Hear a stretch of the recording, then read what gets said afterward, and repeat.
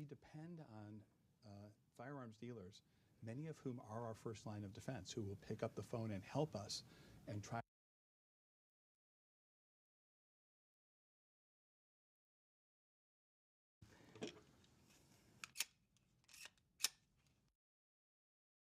And we depend on fire.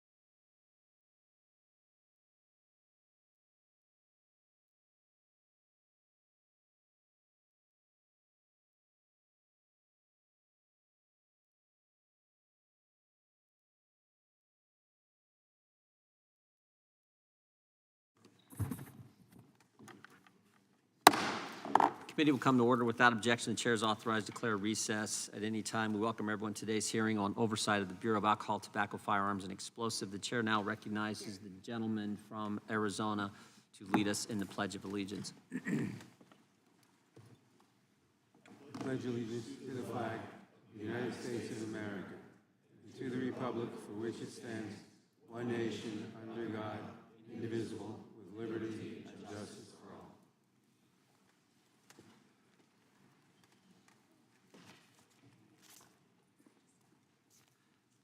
We'll begin the hearing with opening statement. Chair recognizes himself. Government's not supposed to change the rules without a vote of Congress.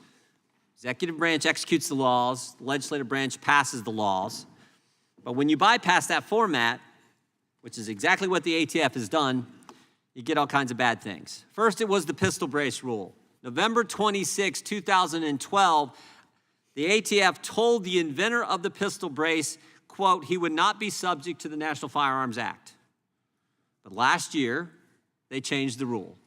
After 12 years, changed the rule. The rule, by the way, the pistol brace was put together to help disabled veterans be able to shoot, be able to practice and shoot at the range. Now, with the rule change, if you don't turn it in, get rid of it, you become a felon. Then it was a policy change that the ATF enacted. The ATF now says if a federal firearms licensee makes a mistake on a form, even if it's a clerical mistake, well, that now equals a, quote, willful falsifying of records, and they could lose their license. In fact, 157 FFLs lost their license last year in this gotcha game that the ATF is playing with people who are in the business of selling firearms.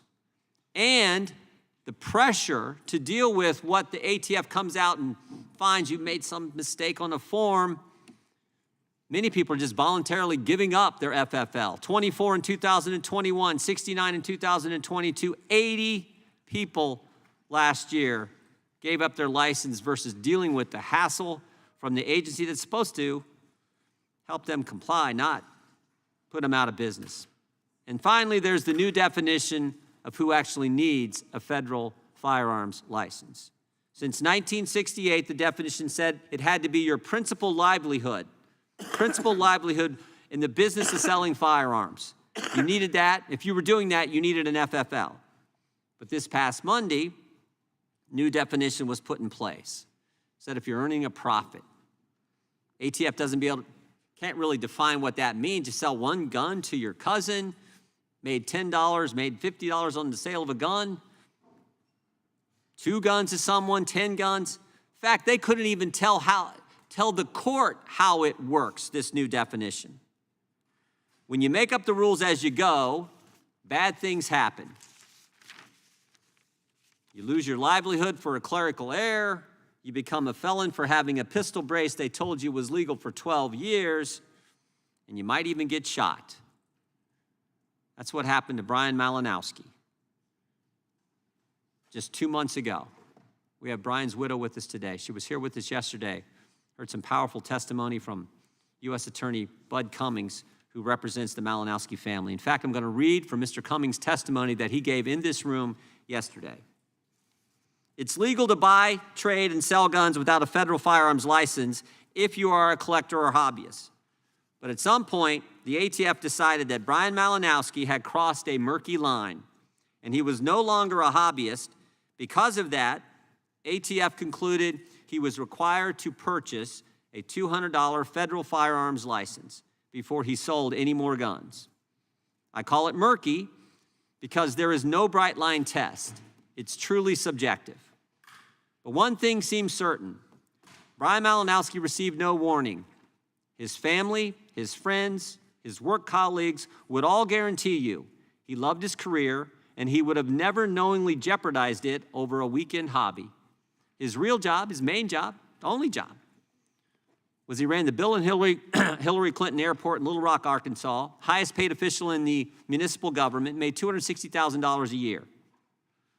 But on March 19th, at 6:01 a.m., over 1 hour before sunup, 10 carloads of ATF agents and Little Rock Police Department officers came to the Malinowski home to execute their search warrant.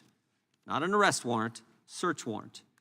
At 6:02:46 a.m., ATF agents in full SWAT gear approached the front door. They had a piece of tape ready to cover the camera lens of the doorbell camera, which they did. Next, Mrs. Malinowski heard only a loud crash as her front door caved in. Her husband, Brian, woke up to the sound of the crash, found a pistol, loaded a magazine, and left the bedroom to investigate. Brian warned his wife to stay behind in the bedroom, but Mayer stubbornly followed him down the hallway. The ATF apparently killed electricity to the home. The front room was usually well lit at night, but Mrs. Malinowski saw only darkness as she peered down towards the front entryway. She could only see shadowy outlines of presumed home invaders standing in her front hallway. That's what Brian saw too. Brian fired a few shots at the intruders' feet to drive them back out of the front door. The ATF shot Brian in the head. His wife was standing inches away from him. A mere 57 seconds. 57 seconds elapsed from the time agents covered the doorbell camera until gunshots erupted and Brian was fatally wounded. 6:02:46 to 6:03:43. Agents immediately dragged Mrs. Malinowski into the front yard. She was barefoot, wearing minimal night clothing, and the temperature was 34 degrees.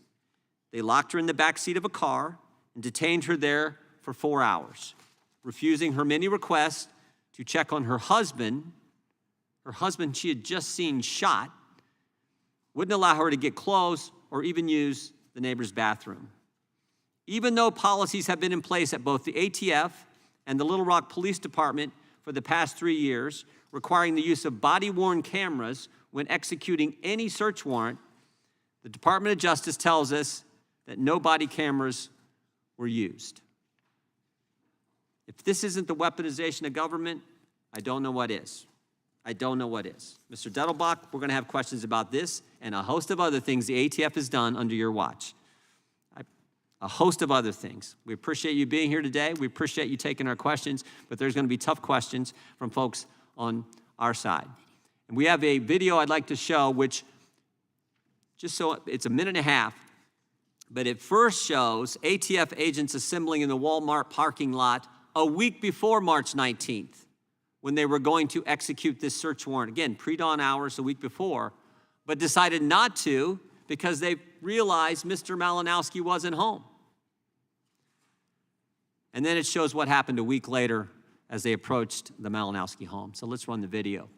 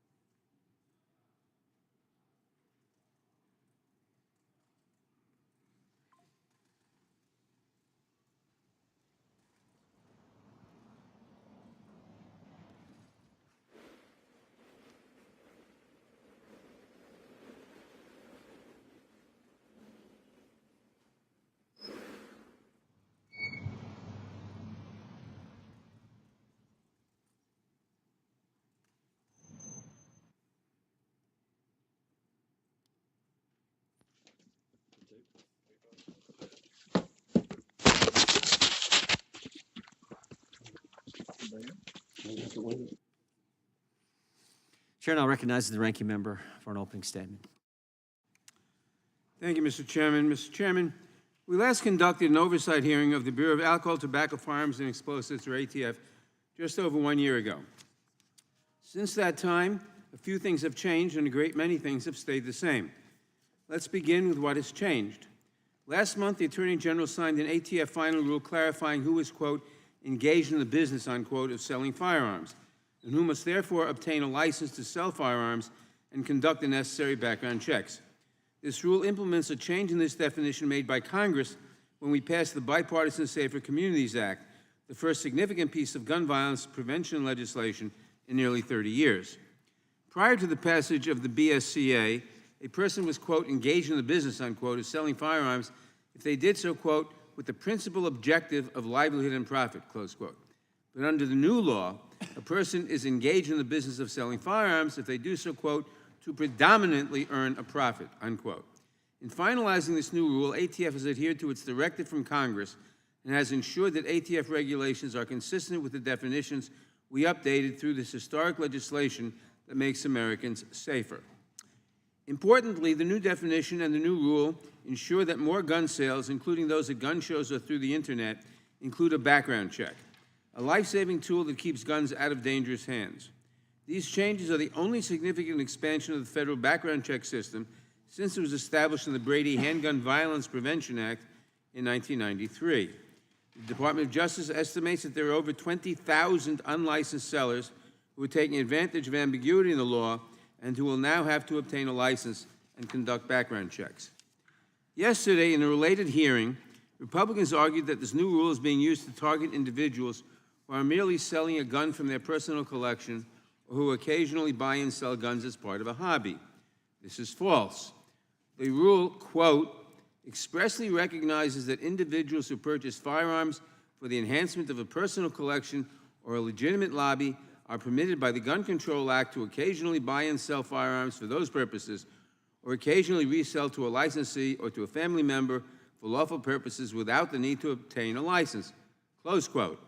The final rule also states that, quote, nothing in this rule shall be construed as precluding a person from lawfully acquiring a firearm for self-protection or other lawful personal use, close quote.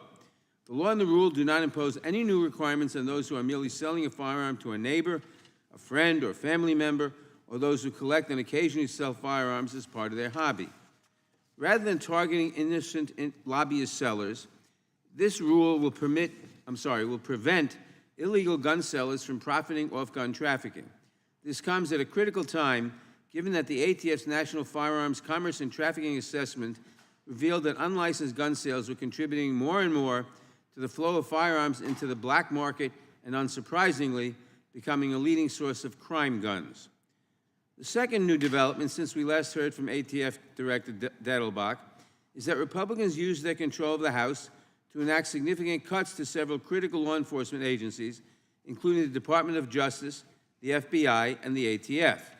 We knew this was coming because Republicans have been forthright in their determination to defund, intimidate, and hamstring the agency so that it can no longer effectively do its job and protect Americans from violent crime. Republicans' own messaging documents actually celebrate the 7% cut to the ATF, the law enforcement agency responsible for protecting communities from gun violence, stopping gun trafficking, and ensuring lawful and responsible gun ownership. This brings me to what is still as true today as it was over a year ago when we last conducted an oversight hearing of the ATF. ATF is still the primary federal agency tasked with keeping guns out of the wrong hands, and it is still doing that important work even with the budget cuts forced through by House Republicans. ATF is still providing vital resources that help state and local law enforcement solve crimes and prevent gun violence. ATF is still the only agency in the country that is able to trace crime guns, helping law enforcement determine how a gun came to be owned and used in a violent crime. ATF is also still the only agency that provides local, state, tribal, and federal law enforcement with ballistic imaging analysis, a critical tool that can help solve crime and prevent further gun violence. It provides its assistance at no cost to its law enforcement partners. Despite the significant value that ATF provides to state and local law enforcement, Republicans have defunded the agency, and they repeatedly seek to unravel its regulations through litigation, Congressional Review Act resolutions, and frivolous investigations, even when ATF is merely following the law as directed by Congress. Some Republicans have even introduced a bill to abolish the ATF altogether. The majority says that it stands with law enforcement. So why does it seek to abolish the only law enforcement agency with the capability of tracing crime guns? The majority says that they support state and local police. So why do they attempt to starve the agency that provides state and local police officers with so many critical resources for solving crime, including homicides, gun trafficking, and organized crime? And why do they oppose common sense protections like background checks and red flag laws favored by state and local police agencies nationwide? The answer lies in another part of ATF's responsibilities, making sure that gun dealers follow the law by conducting background checks, refusing to sell to those who are not allowed to have firearms, and keeping records so that crime guns can be traced. The overwhelming majority of gun sellers have no problem following these laws, but when gun dealers willfully refuse to follow them, it is ATF's responsibility to revoke their license to sell. Republicans' priorities are clear. They would prefer to keep every gun store in the country open, even those that willfully violate the law, rather than to let ATF save lives simply by enforcing the law.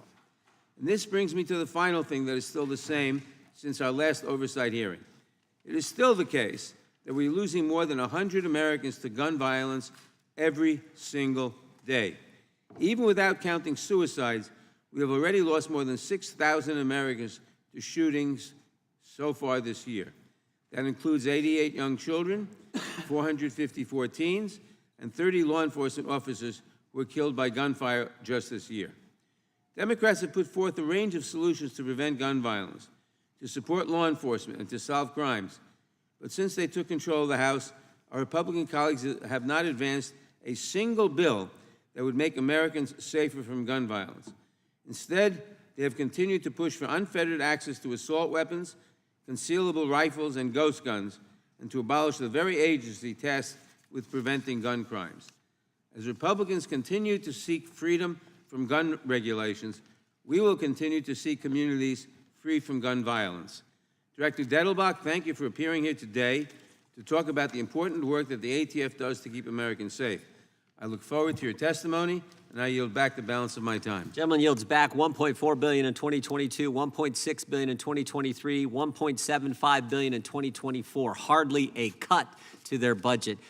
Without objections, all other opening statements will be included in the record. We will now introduce today's witness. Mr. Dettelbach is the director of the Bureau of Alcohol, Tobacco, and Firearms and Explosives. He was sworn in on July 13th, 2022. We welcome our witness and thank him for appearing today. We'll begin by swearing you in. Would you please rise and raise your right hand? Do you swear or affirm under penalty of perjury that the testimony you're about to give is true, correct, to the best of your knowledge, information, and belief, so help you God? Let the record reflect that the witness has answered in the affirmative. Thank you. You can be seated. Please know your written testimony will be entered into the record in its entirety. Accordingly, we ask that you summarize your testimony. Director Dettelbach, you may begin. Chairman Jordan, Ranking Member Nadler, members of the committee. When I testified last year, I said it was my great honor to lead the dedicated employees of ATF. This year, I'll repeat that statement and add that agents run toward gunfire to protect strangers, and our staff works day and night to support our mission. Their work in the last year has been nothing short of spectacular. As I stated last year, the level of violent crime in America is unacceptable.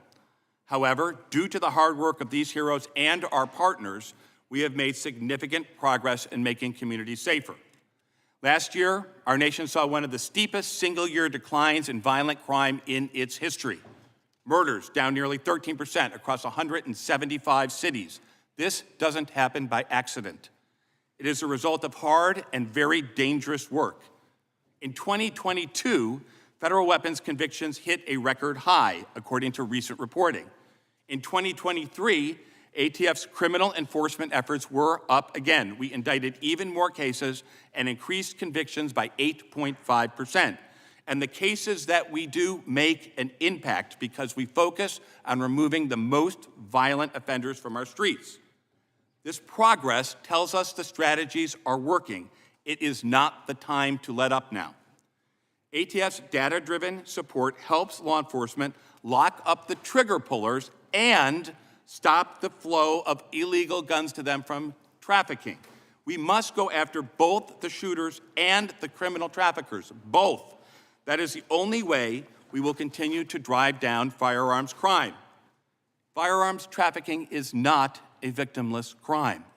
Those who illegally arm violent people, gang members, drug dealers, they are responsible for the violence that follows. A recent ATF report shows that 60% of trafficked firearms go to convicted felons and prohibited people, and thousands of these trafficked guns are used in murders and shootings. Furthermore, the most common type of firearms trafficking now is dealing firearms for profit without a license. In Midland, Odessa, Texas, for example, in 2019, a man who couldn't pass a background check from a licensed dealer instead went and got a gun from an illegally unlicensed firearm dealer. The result, a deal in a parking lot, a mass shooting, 7 dead, 25 shot, 3 police officers, and a 17-month-old child. These types of crimes prompted Congress to pass the Bipartisan Safer Communities Act 2 years ago. The law provided new tools to hold firearms traffickers accountable. Since then, the Department of Justice, led by ATF and prosecutors, has charged nearly 500 defendants under those new provisions. Motivated by cases like the murders in Midland, Odessa, Congress also included a specific provision expanding who must obtain a federal license to deal firearms, and therefore, crucially, who must conduct background checks before selling those guns. Last month, ATF used the authority Congress delegated to it to issue a final rule on being, quote, engaged in the business of firearms dealing. This rule helps to identify those who must be licensed under Congress's law and is designed to raise compliance with the statute Congress wrote. Even with our progress, the toll of gun violence remains crushing. More than 40,000 people died from gun violence last year. Another 36,000 suffered grievous wounds or wounds from gun violence. And those are not just numbers. We all know, we agree those are real people, their parents, their brothers, their sisters, and their children. In fact, the leading cause of death for American children is gun violence. Not cars, not cancer, guns. That is unacceptable. We're reminded too often, it was 2 years ago tomorrow, in fact, that a shooter opened fire at Robb Elementary School in Uvalde, Texas, murdering 19 kids, 2 teachers, shooting 17 others.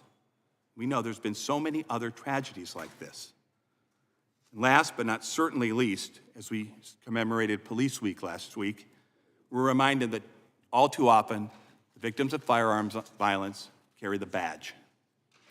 Last year, 49 brave officers were killed in the line of duty by gunfire. This year, that number is already at 22, including 4 officers in North Carolina who went to the funeral gunned down while executing a warrant at the home of a firearms violator. We have to support law enforcement together, including giving law enforcement the resources we need to protect Americans. Again, now is not the time to let up. We know what works. The data are supporting it. It's time to double and triple down together on our efforts to save more lives. Mr. Chairman, Mr. Ranking Member, members of the committee, I look forward to your questions. We'll now proceed under the 5-minute rule. The chair recognizes the gentleman from Alabama, Mr. Moore. Thank you, Mr. Chairman. I'll yield to the gentleman from Kentucky, Mr. Massie. Thank you, Mr. Moore.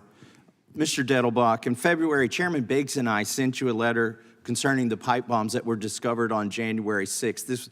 These were pipe bombs from over 3 years ago, and the investigation surrounding it. After months without a response, day before yesterday, your department finally gave us a non-response. To be clear, the response was wholly inadequate and borders on showing contempt for Congress. To quote from the letter, this investigation remains ongoing. Accordingly, pursuant to longstanding Department of Justice policy, ATF cannot provide details. It goes on.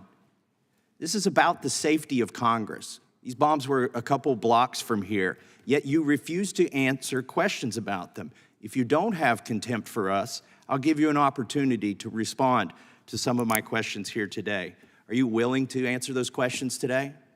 I'm willing to try within the rules, which longstanding rules. I've been in 5 administrations at the Department of Justice, Democrat and Republican, and longstanding policy of the Department of Justice in both types of administration on both sides has been we do not comment on pending investigations. Right.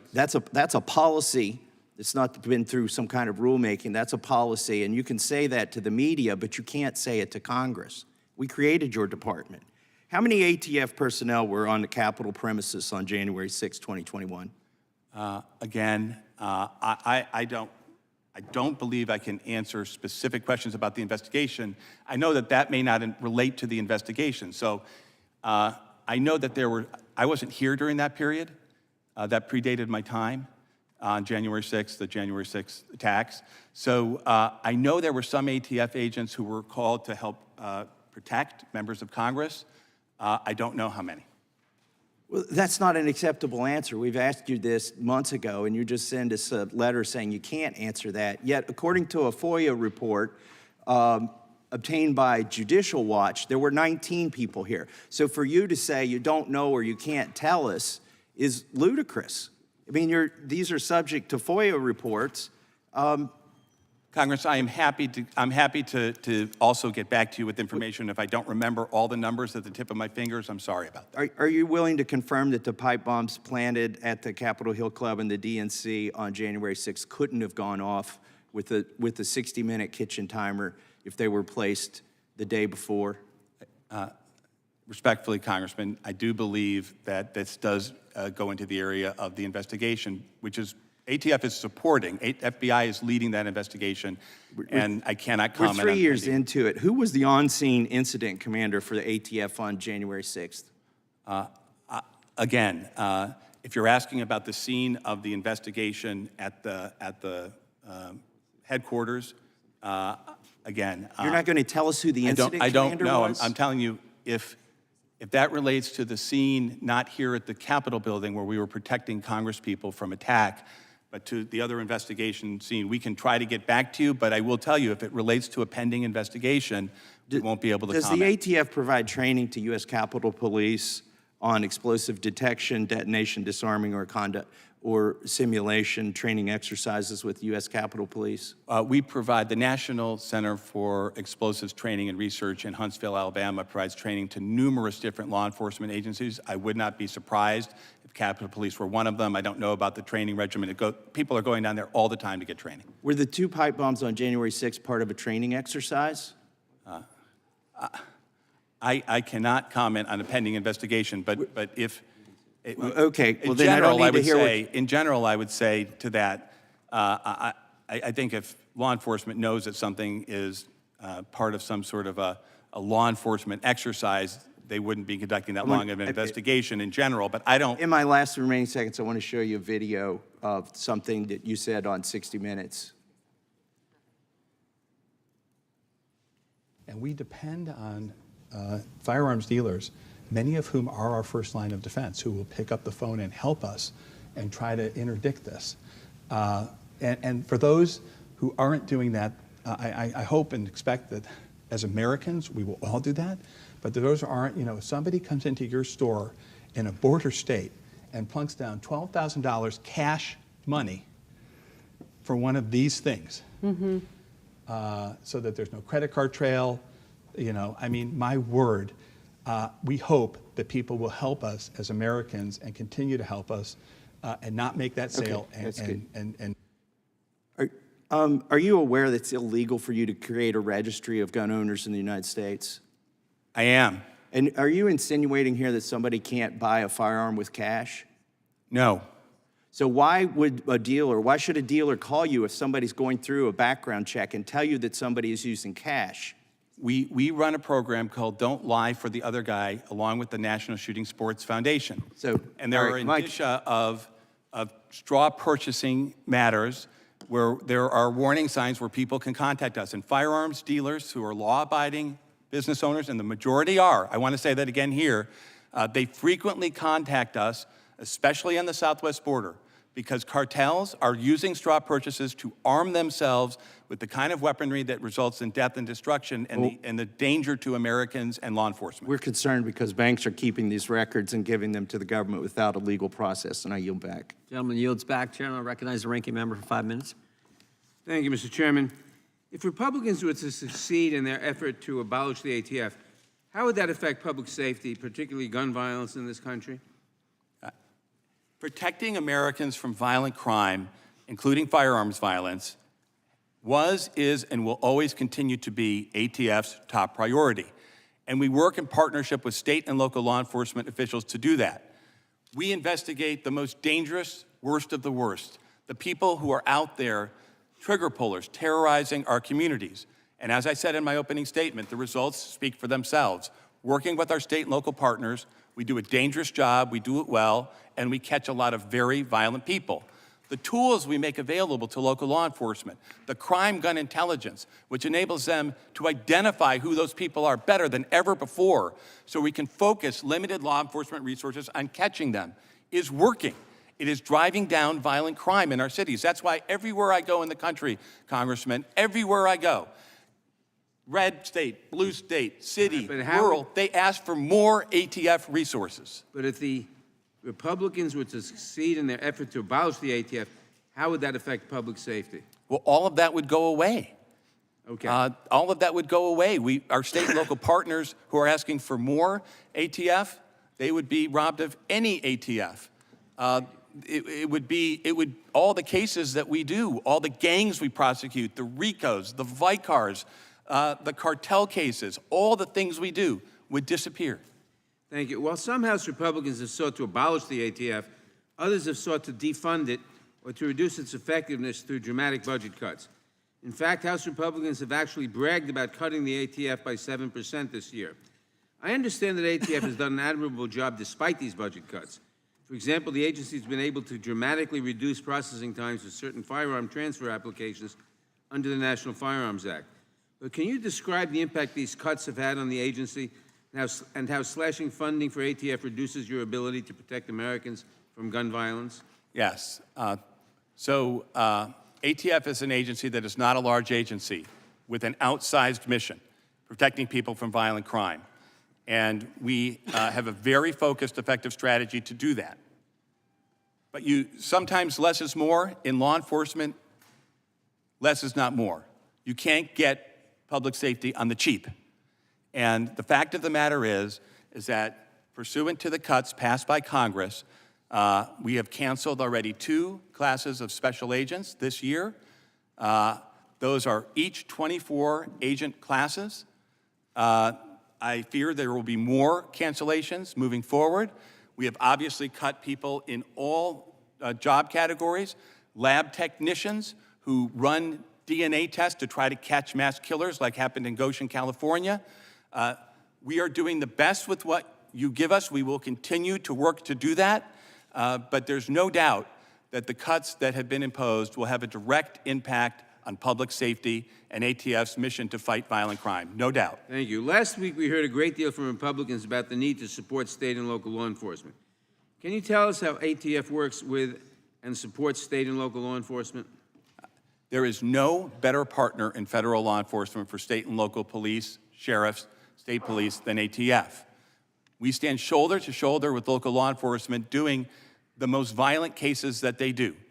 And everywhere I go, as I said, Congressman, every chief I talk to, every sheriff I talk to, it doesn't matter, urban, rural, north, south, Midwest, East Coast, they all say the same thing. Thank you. You guys are doing great. Please send more agents. Can you explain what a ghost gun or personally manufactured firearm is and why such firearms pose a danger to the American public? ATF's legal responsibility is to implement the laws that Congress passes. Congress passed the Gun Control Act. The Gun Control Act talks about the need for those who are engaged in the business and selling firearms to have a license. It also talks about anything that is, quote, readily convertible to being an operable firearm, falling under the definition of firearm. And so people who are producing kits that they send out so that people can, and they're engaged in the business of doing it. I'm not talking about an individual hobbyist making a firearm for himself at home. That's allowed. But people who are selling these kits for money and saying, oh, this is not readily convertible to being a firearm because it's not put together, we have We evaluate those, and the rule that we promulgated on privately made firearms addresses that. Congressman, the number of privately made firearms, which are untraceable, unserialized firearms that are used in crimes in a 5-year period went up 1,000, I'm going to say 1,000%, 10 times, by a multiple of 10, year over year. And there's a reason for that. The reason for that is felons and violent people, they know they're going to do something bad. They don't want the firearm to be traced to them. It's a cold weapon. It's untraceable, and it's very dangerous in the wrong hands. Thank you. Mr. Chairman, I ask unanimous consent to enter into the record a May 22nd letter from Assistant Attorney General Carlos Uriarte to me that explains the risk that unserialized firearms or ghost guns pose to the public, their proliferation among guns found at crime scenes, and the numerous efforts of the Department of Justice to reduce violence caused by ghost guns and other firearms and to promote public safety. Objection. I also ask unanimous consent to enter into the record a March 7th Washington Post article titled, House Republicans Want to Defund the Police, which outlines how Republican cuts to the FBI and ATF will harm the important work of state and local law enforcement. Without objection. Thank you. I yield back. Mr. Dettelbach, what were you trying to hide?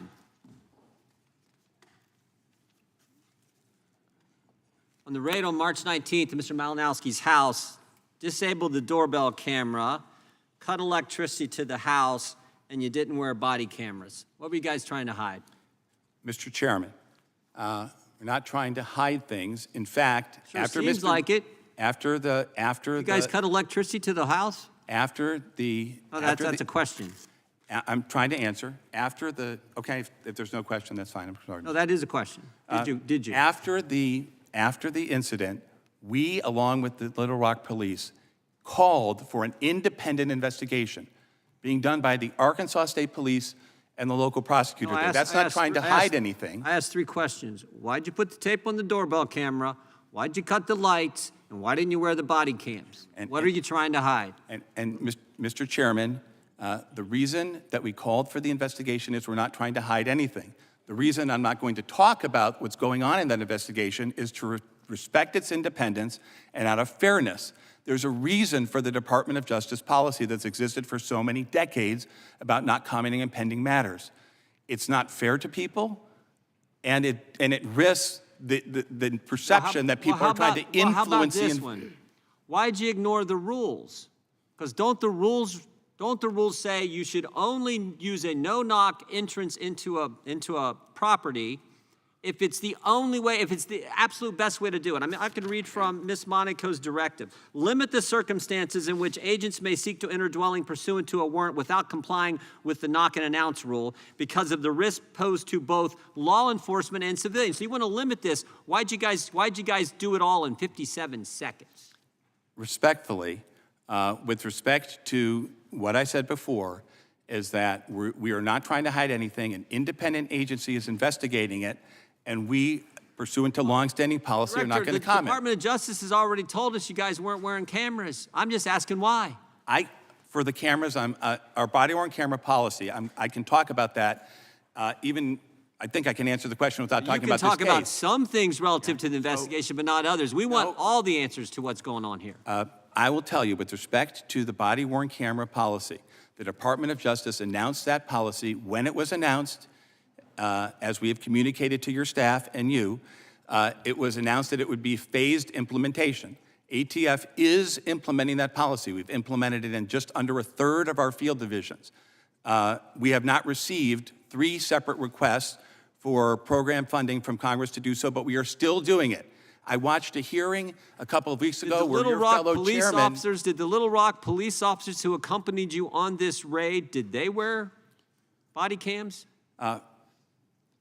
Again, not commenting on this specific case, but in general, the Department of Justice written policy allows local law enforcement on these types of operations, short-term operations, to follow their own guidelines and policies, if they wish, in body-worn cameras. And what I wanted to say is... Their policy was to wear them. They weren't wearing them that day. We want to know why.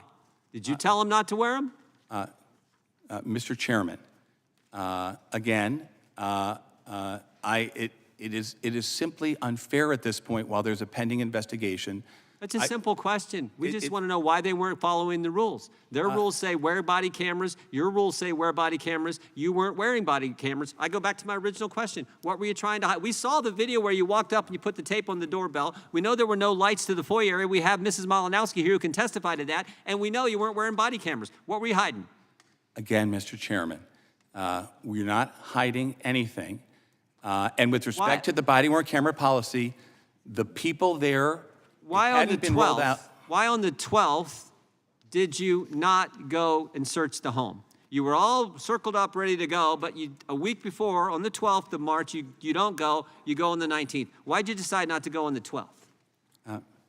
Mr. Chairman, these operations, and by the way, we do about 11,000 operations each year. They're very dangerous operations. ATF doesn't do anything that is not dangerous. Well, it's not quite true, but many of them are very, very dangerous. And those operations are handled by people with decades of law enforcement experience. They plan them, they look at things. Director, you got to admit, this is a little unique. You got a citizen, the highest paid official in the municipal government, Little Rock, Arkansas, making $260,000 a year, running the airport, no criminal background history, nothing, and he's dead at a pre-dawn raid when it sure looks like you could have served this search warrant when he wasn't there, but you decided not to. You decided to wait till he was home when you did it on March 19th. And as a result, Mr. Malinowski is no longer with us. Well, first of all, let me just say this, Mr. Chairman.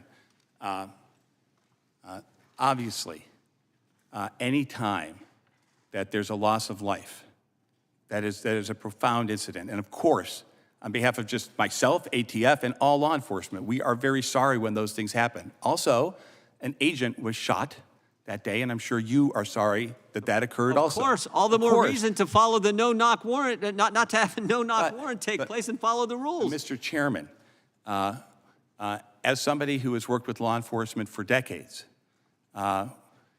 there's a great temptation when a horrible incident happens to prejudge. Sometimes people even try to use it to advance agendas.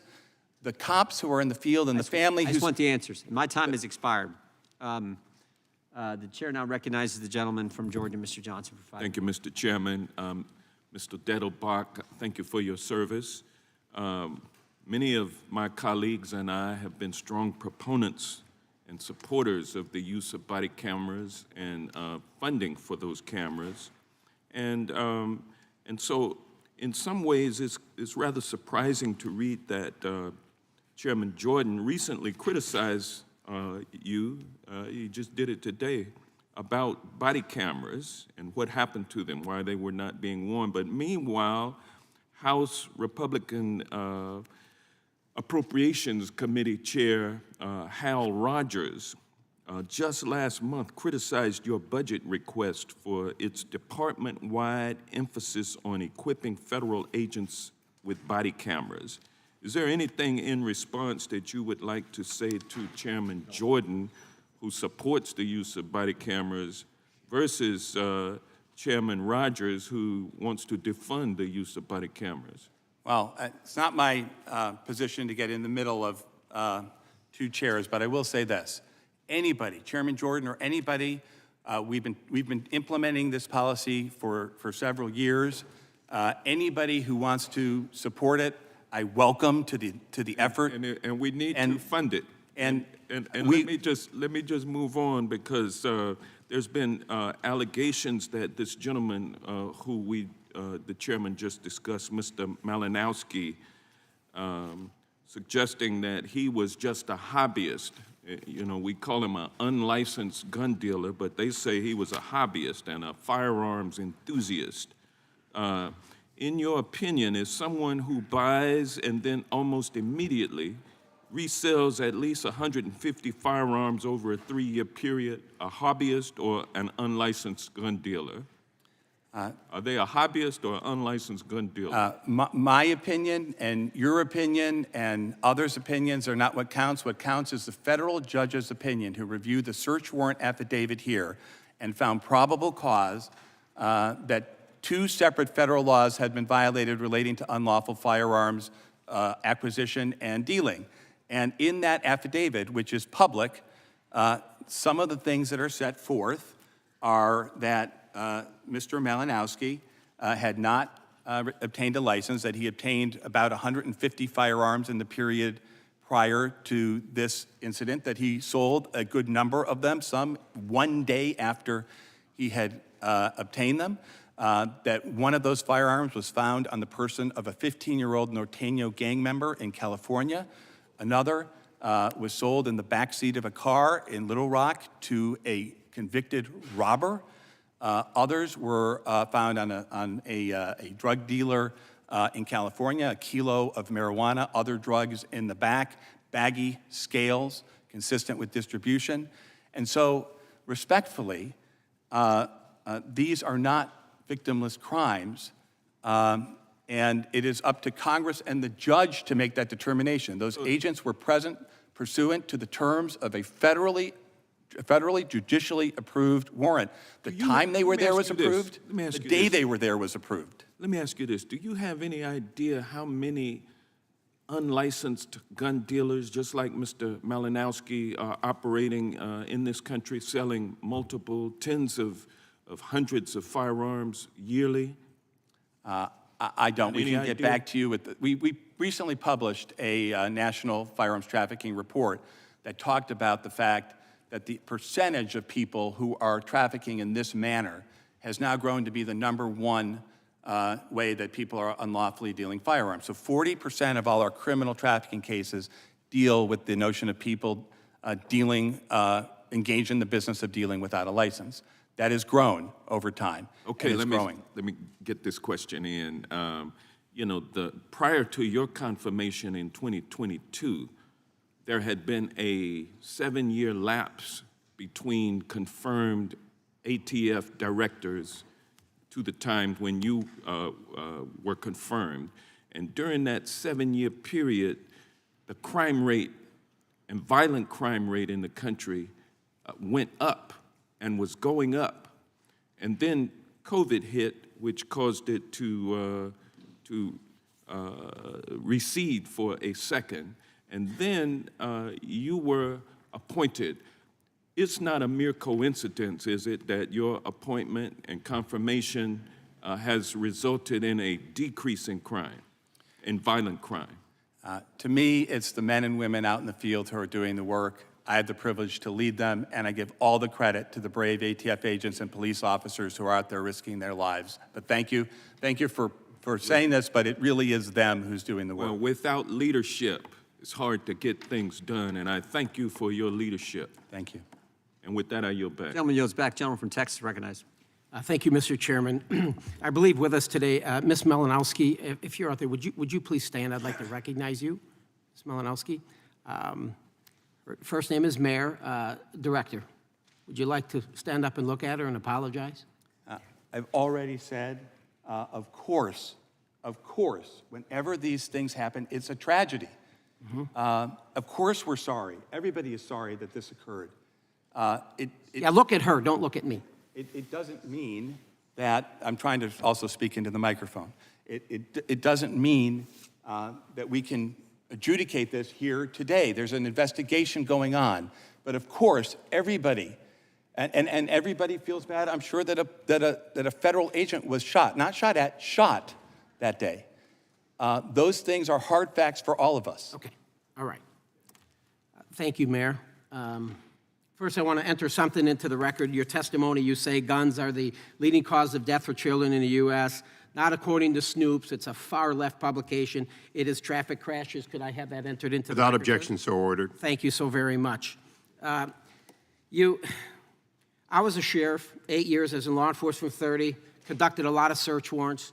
My agency, I would not allow for no-knocks. Just didn't allow it because what we've seen over the past several years, when you have these SWAT teams looking like ninjas coming to doors at 6 o'clock in the morning, it just could cause some problems. You stated in your testimony just a few minutes ago, 11,000 of these a year. Very dangerous, done with very experienced agents, right? What policies do you have when you are going to execute search warrants, arrest warrants, to mitigate risk? Mitigate risk. Yeah, Congressman, First of all, we do a very, very thorough job of training, which is, of course, as you know, as a sheriff, very important. Second, we have operations planning. We have review of the operations. Executing a search, well, thank you. Executing a search warrant pre-dawn, early in the morning, knowing people are going to be in bed, how does that mitigate risk? Especially when you do it and it's a no-knock. So Congressman, as a former sworn sheriff, I assume you would agree with me that police are entitled to due process also. I tell you what it appears to me is what I've seen from the federal government, whether it's ATF or the FBI, doing search warrants or arrest warrants on J6ers, going in there with flashbangs, with the big Bearcats. I had a Bearcat, I know what it is. And having agents come out looking like they're ninja turtles for combat. I think not only are you scaring the hell out of the entire neighborhood, but when you kick down or break down a door and you don't even announce who you are, what do you think is going to happen? This was Mr. Malinowski there to try to protect his family. He didn't know. If you would have called him, sir, had a casual conversation, were you aware that he had no criminal history? Sheriff? I just want to ask a question. Are you aware, did you know the gentleman had no criminal history? No prior? Am I aware sitting here? Yes. Were you aware of it? In firearms trafficking cases, and people who are dealing without a license and buying 150 I'm sure there are a lot of bad hombres out there. would not have a criminal. I'm trying to focus on Mr. Malinowski. Were you personally aware that he didn't have a criminal history? Again, I'm trying to answer your question directly. Obviously, it's quite clear you weren't. It's quite clear you weren't. And I want to talk about mitigating risk, but were your agents wearing body cameras that day? Again, I've tried to say this. I'd like a chance to answer this. The entire field division that covers Arkansas had not yet been phased in. You have a budget. Try to convince the American people you don't have the do-re-mi to put body cameras on your agents that are conducting 11,000 warrants. These are dangerous. You've got 11,000 of them out there, and you had a budget last year of $1.672 billion with a B. And you're telling me, I'm sorry, folks, I can't provide this transparency to the American people. I can't because I don't have the budget to do so. The American people, there's a problem right now with law enforcement out there. And I have the picture and the image of every law enforcement officer that's been killed in the past 3.5 years, and there's way too many. There's way too many on my wall. We agree. And so we have body-worn cameras. And why do we do that? Because there is a lack of trust between the police and the communities they serve. So when you provide these cameras, there's no he said, she said. It's all on record. And you didn't have your body cameras on that day. I'm telling you, it stinks to high heaven.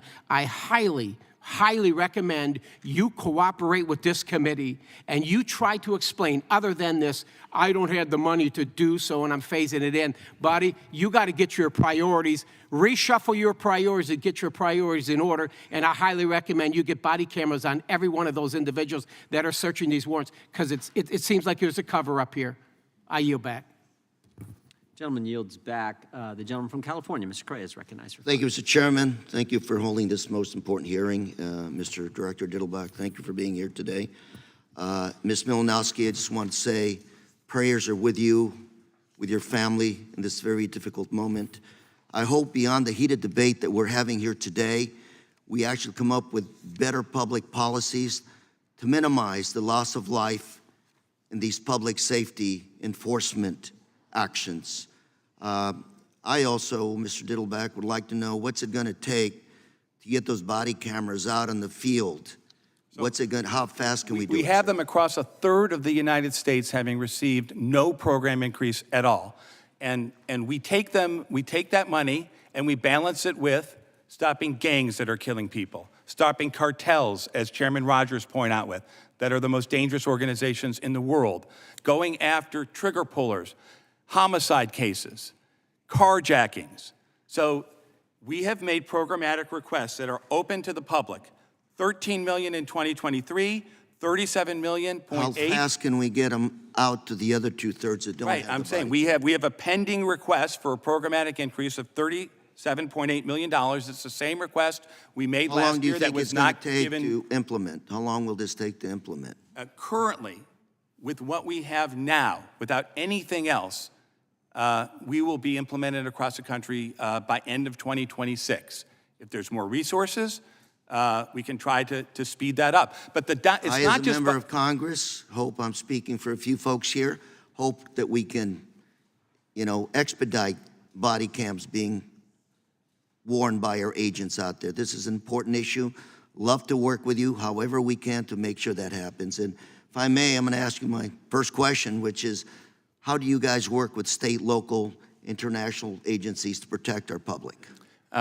Congressman. You were out in Orange County recently, my part of the town. I was, and we there got to recognize work of the Orange County Violent Crime Task Force, which is a great example of how we work shoulder to shoulder with a variety of local police departments. And what we do is we target the worst of the worst. So there was a case out there I remember hearing about. It was a series of Hobbs Act robberies that resulted in the death and murder of clerks at 7-Elevens, I believe. And that's a case where we partner with local law enforcement. And ATF has a little bit of a different way of doing this. If the most appropriate punishment is in the state courts and it's murder, that's fine with us. We're not looking for necessarily only federal cases. We look to do the Directly, case. let me interrupt you. I've got a couple Sure, of more course. questions here. August 22nd, I sent you a letter requesting your help, your partnership, specifically on a gun buyback program, voluntary gun buyback program that we implement in my district.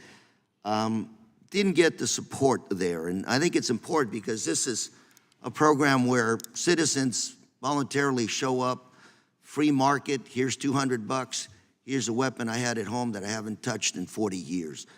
Yet ATF, have you been working on those, or what is it that we can do to get you to work with us on those very successful programs? So with those programs, and I think, of course, we value public safety and we value state and local agencies' determinations of what protects them. With respect to gun buyback programs, that's usually a decision and a program run by the state and local agencies, not the federal agencies. We need your help in executing those. Well, sometimes agencies can and do apply for burn grant money that can support their comprehensive plans, but ATF does not get involved in the actual operation of gun buyback programs. That is done by state and local authorities. We'll talk some more later, but I do think these are important programs. You get guns off the street, guns that people don't want anymore. They'd rather have $100, $200 in their hand as opposed to a weapon. Cost effective, nobody gets hurt, and we do need your help. It's local, but we need ATF's database to make sure when those guns are brought back, we can run them through a database to see if they've been involved in any crimes, to make sure that those are guns that we can take off the street without destroying evidence. Go ahead, sir. I've got 20 Congressman, seconds. thank you. We will work with you. I commit to you that we will get back to you and your staff on that. Thank you. Mr. Chairman, I yield the rest of my time. I thank the gentleman. I recognize myself now. Director, you accused a dead man of a crime of illegally selling in the back seat a weapon. And would I hear that correctly? Respectfully, what I did was talked about the public search warrant affidavit that was filed and proved by the judge. I understand, but you're standing by your search warrant. You're standing by the fact that in the search warrant, you're alleging that he had committed a crime. Is that correct? Chairman, respectfully, I was making the point that a federal magistrate... No, you're not being respectful. Answer the question. The question is, did you allege that he had committed a felony, a crime, in your affidavit? The judge did find that. Okay. Well, I'll take that as the judge found it because you alleged it. So you alleged a crime, but you didn't seek to arrest him, did you? Did you have an arrest warrant for Mr. Malinowski? My understanding... That's a yes or no, Director. My understanding is that there was not an arrest warrant. I don't have the full investigative file, but that is my understanding. You came here, you knew we were going to ask, you saw yesterday, and now you're playing one of the games that the chairman and I didn't like during Fast and Furious. We don't like it now.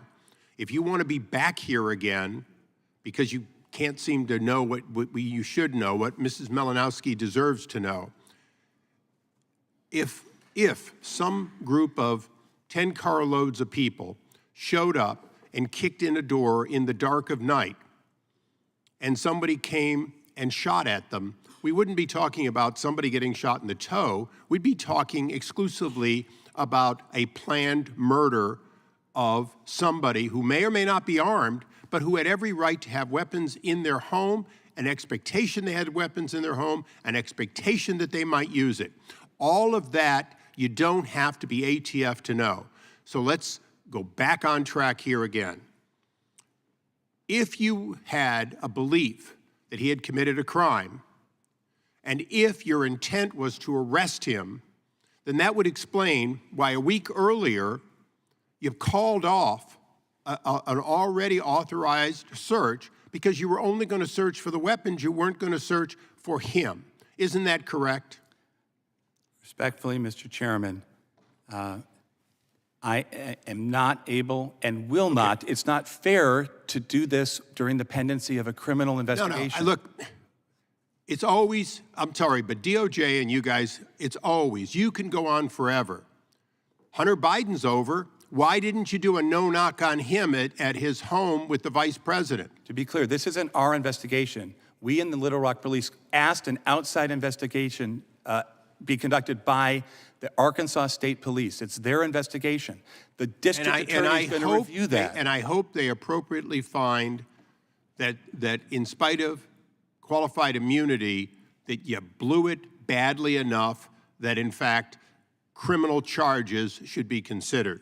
I hope they just find whatever the truth is. What is the penalty for the crime alleged on the affidavit for selling a weapon not as a licensed dealer? What's the penalty? Oh, my Lord. Mr. Chairman, I believe it's a 10-year felony, and there are two different crimes. It might be a 5-year and a 10-year felony. Okay. I want to get back to you to make sure that there's a series of statutes that run all in a row there. I want to make sure I'm not mixing up the statutory 5 years or it's 10 years.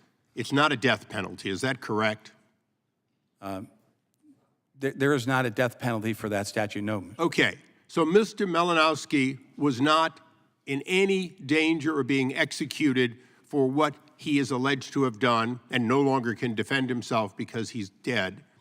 But he was killed doing what any normal citizen does when people enter their home in the dark of night and they don't know who they are.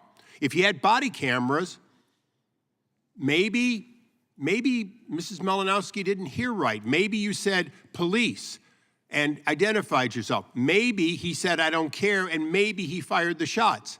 I don't believe that, and I don't think you do either. I believe he had every real belief that he was defending his wife and family.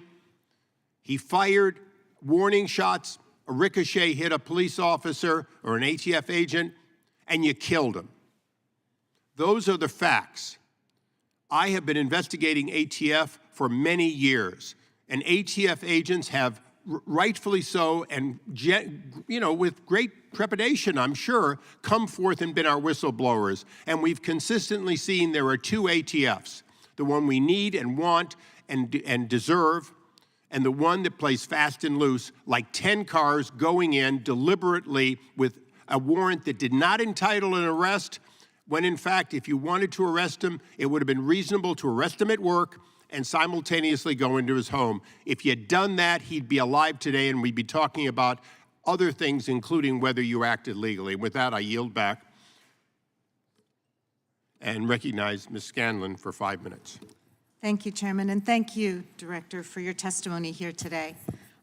The ranking member mentioned that every single day, 120 Americans are shot and killed, and more than 200 are wounded with gunfire. Those numbers aren't statistics. Every one is an American with a family and neighbors and friends. Yesterday morning at 8:30 a.m., a gunman killed 2 people and injured 3 others at a small family-owned business in Chester, Pennsylvania, right down the street from my office. 5 people were shot. Their coworkers and community were traumatized just for showing up at work in the morning.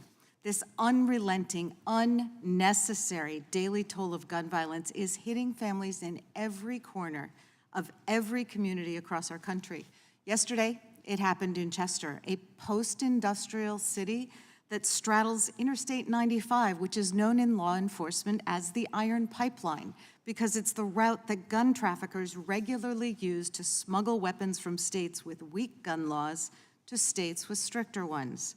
The senseless violence is outrageous, but it's not inevitable. There are things we can do. This violence is enabled by lawmakers who choose to do nothing, who block legislation in the wake of tragedy after tragedy, while the American people are crying out for real action. Whenever Democrats try to explore how Congress can act to stem this uniquely American carnage, our Republican colleagues say the solution is to enforce the laws that are already on the books. But here we are once again in a hearing in which Republicans are attacking ATF, the law enforcement agency charged with primary responsibility for enforcing gun safety laws across our country. And it comes while our Republican colleagues have bills to abolish ATF and have succeeded in getting cuts to its budget.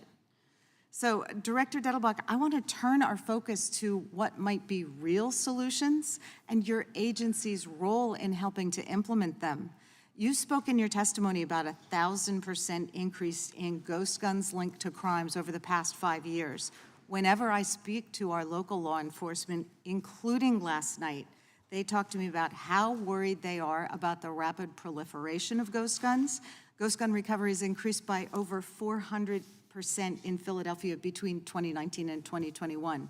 Our Delaware County Police busted a gun trafficker who was building and testing ghost guns in an apartment across the street from our county courthouse. And our Montgomery County Police recently busted a whole ghost gun trafficking ring.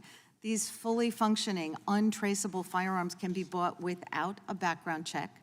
They can be ordered online and in less than an hour become a firearm as deadly as any sold by a gun dealer.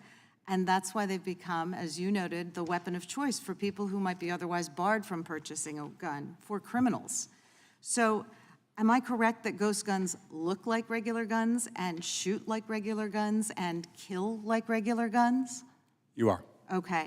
Now, can you explain why they're posing such a danger to the American public and why ATF determined it was necessary to issue a rule amending the definition of framer receiver to ensure that ghost guns are treated like other equally lethal firearms under our laws?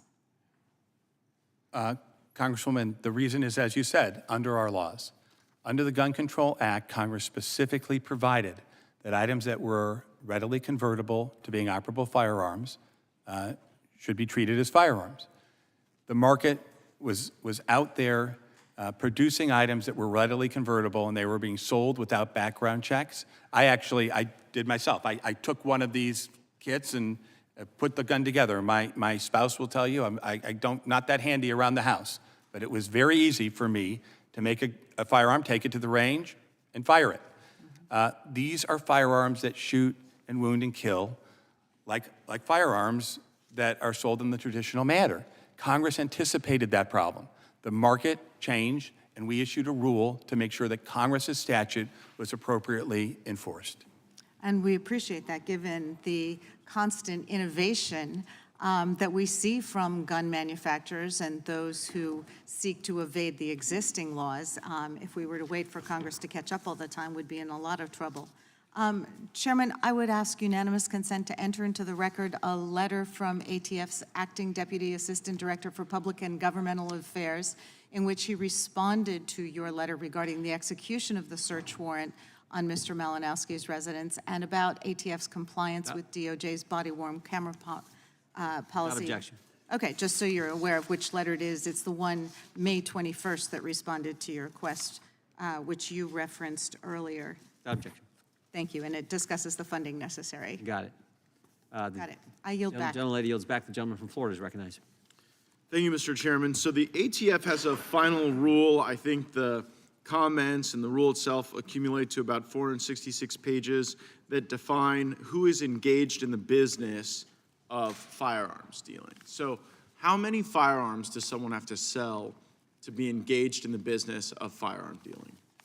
Congressman, as you know, that matter is being litigated in several courts. So sticking to what's already in the public record, the rule itself is 16 pages, skipping lines. And there's about, as you say, over 400 pages of explanation. Yeah. And so there are factors that are conduct-based, not numerical-based, but conduct-based. We received many comments. One of the comments that we received was from, I think, Senator Cornyn, who expressed a view that there was no numerical threshold. Others had a different view. Yeah. In the House Judiciary Committee, we probably won't look to Senator Cornyn as the oracle of all things gun rights. But, so you're saying there really is no number? I'm saying that Congress, our job is to implement the statute that Congress writes. Yeah, no, but Congress just like for a didn't regular person that one form or another acquires guns, and they're trying to figure out how many of these guns do I sell before I have to register as a dealer? What you're saying is there is no bright line there. I'm saying that there is now more information than ever in the form of that rule for specific conduct-based. I think just for a regular person, more information than ever is probably less helpful than if you sell 3 guns, you're not a dealer, and if you sell 4 guns, then you are a dealer, right? And this rule that you guys have drafted, it's currently enjoined, right? It has no effect? There are 3 cases that I know of, maybe more going on now. One of the judges has issued equitable relief. So in Texas, a judge has stopped the implementation of this law for 3 reasons. One is that there's no minimum requirement, and the court has found, this court in Texas, that you aren't just giving effect and life to Congress's statutes, you've in fact exceeded your authority, because Congress would have never allowed some sort of sliding scale where 16 pages of single-spaced whatever determines whether or not you're a firearm dealer, not how many guns you sell. There's a second reason that court in Texas said that this would not have effect, and it's that actual profit is not a requirement of the statute, only the predominant intent for profit. How do you understand that ruling? Again, that's in litigation. The Department of Justice's positions on each and every one of these matters is public. It is laid out in many, many pages of briefing. And so I would ask people to look at our briefs that we filed in the court, and I would commend your attention to them. No, but if someone's just trying to figure out whether or not they have to get a federal license or be subject to your guys breaking their doors down and potentially killing them, you would think that you'd want that to be easily understandable. And here, even if someone isn't turning a profit, but they might want to turn a profit, they could be subject to this regulation, and the court found that troubling. And then the third reason the court identified is that your rule doesn't just give meaning to Congress's statute, but that, quote, arbitrarily eviscerates the safe harbor provision. So there's a safe harbor provision of this law that says if you're just engaged in the occasional sale or exchange or purchase of a firearm for a personal collection or a hobby, that this regulatory structure wouldn't affect you. But what the court is saying here in blocking your rule is that you have eviscerated the safe harbor that exists for the hobbyist. Do you have a reaction to that ruling? Again, yes, our position is not that, but it's under litigation. We have filed extensive. I know, but here we are. briefs. Make your argument. Well, I mean, they're sitting here in court trying to figure out what Congress means. What we're saying is there should definitely be a bright line in terms of guns. You shouldn't have to have this pondering question about profit motive, and you shouldn't eviscerate the safe harbor. That's what we're saying. So what's your argument as to why the safe harbor should be eviscerated? Our argument is to look to the statute that Congress wrote. The statute that Congress wrote, and I just want to make clear that people understand this, there was an earlier comment about the word livelihood. That's not in the law anymore that Congress wrote. Congress took that out of the law. It doesn't exist anymore. So we start with the statute. That's where things always begin and end, Congress. I know you started with the statute, but what this court is saying is that you have exceeded the statute. You've done it in a way that eviscerates the safe harbor, that blurs the lines, and that creates no discernible way for people to comply with the law. And the reason I think you guys are doing that is you want to make it more difficult for people to engage in the legal, lawful, and constitutionally contemplated manner to transfer firearms, and you're trying to criminalize an entire enterprise. And that's why you see us trying to curtail some of your funding and your authorities.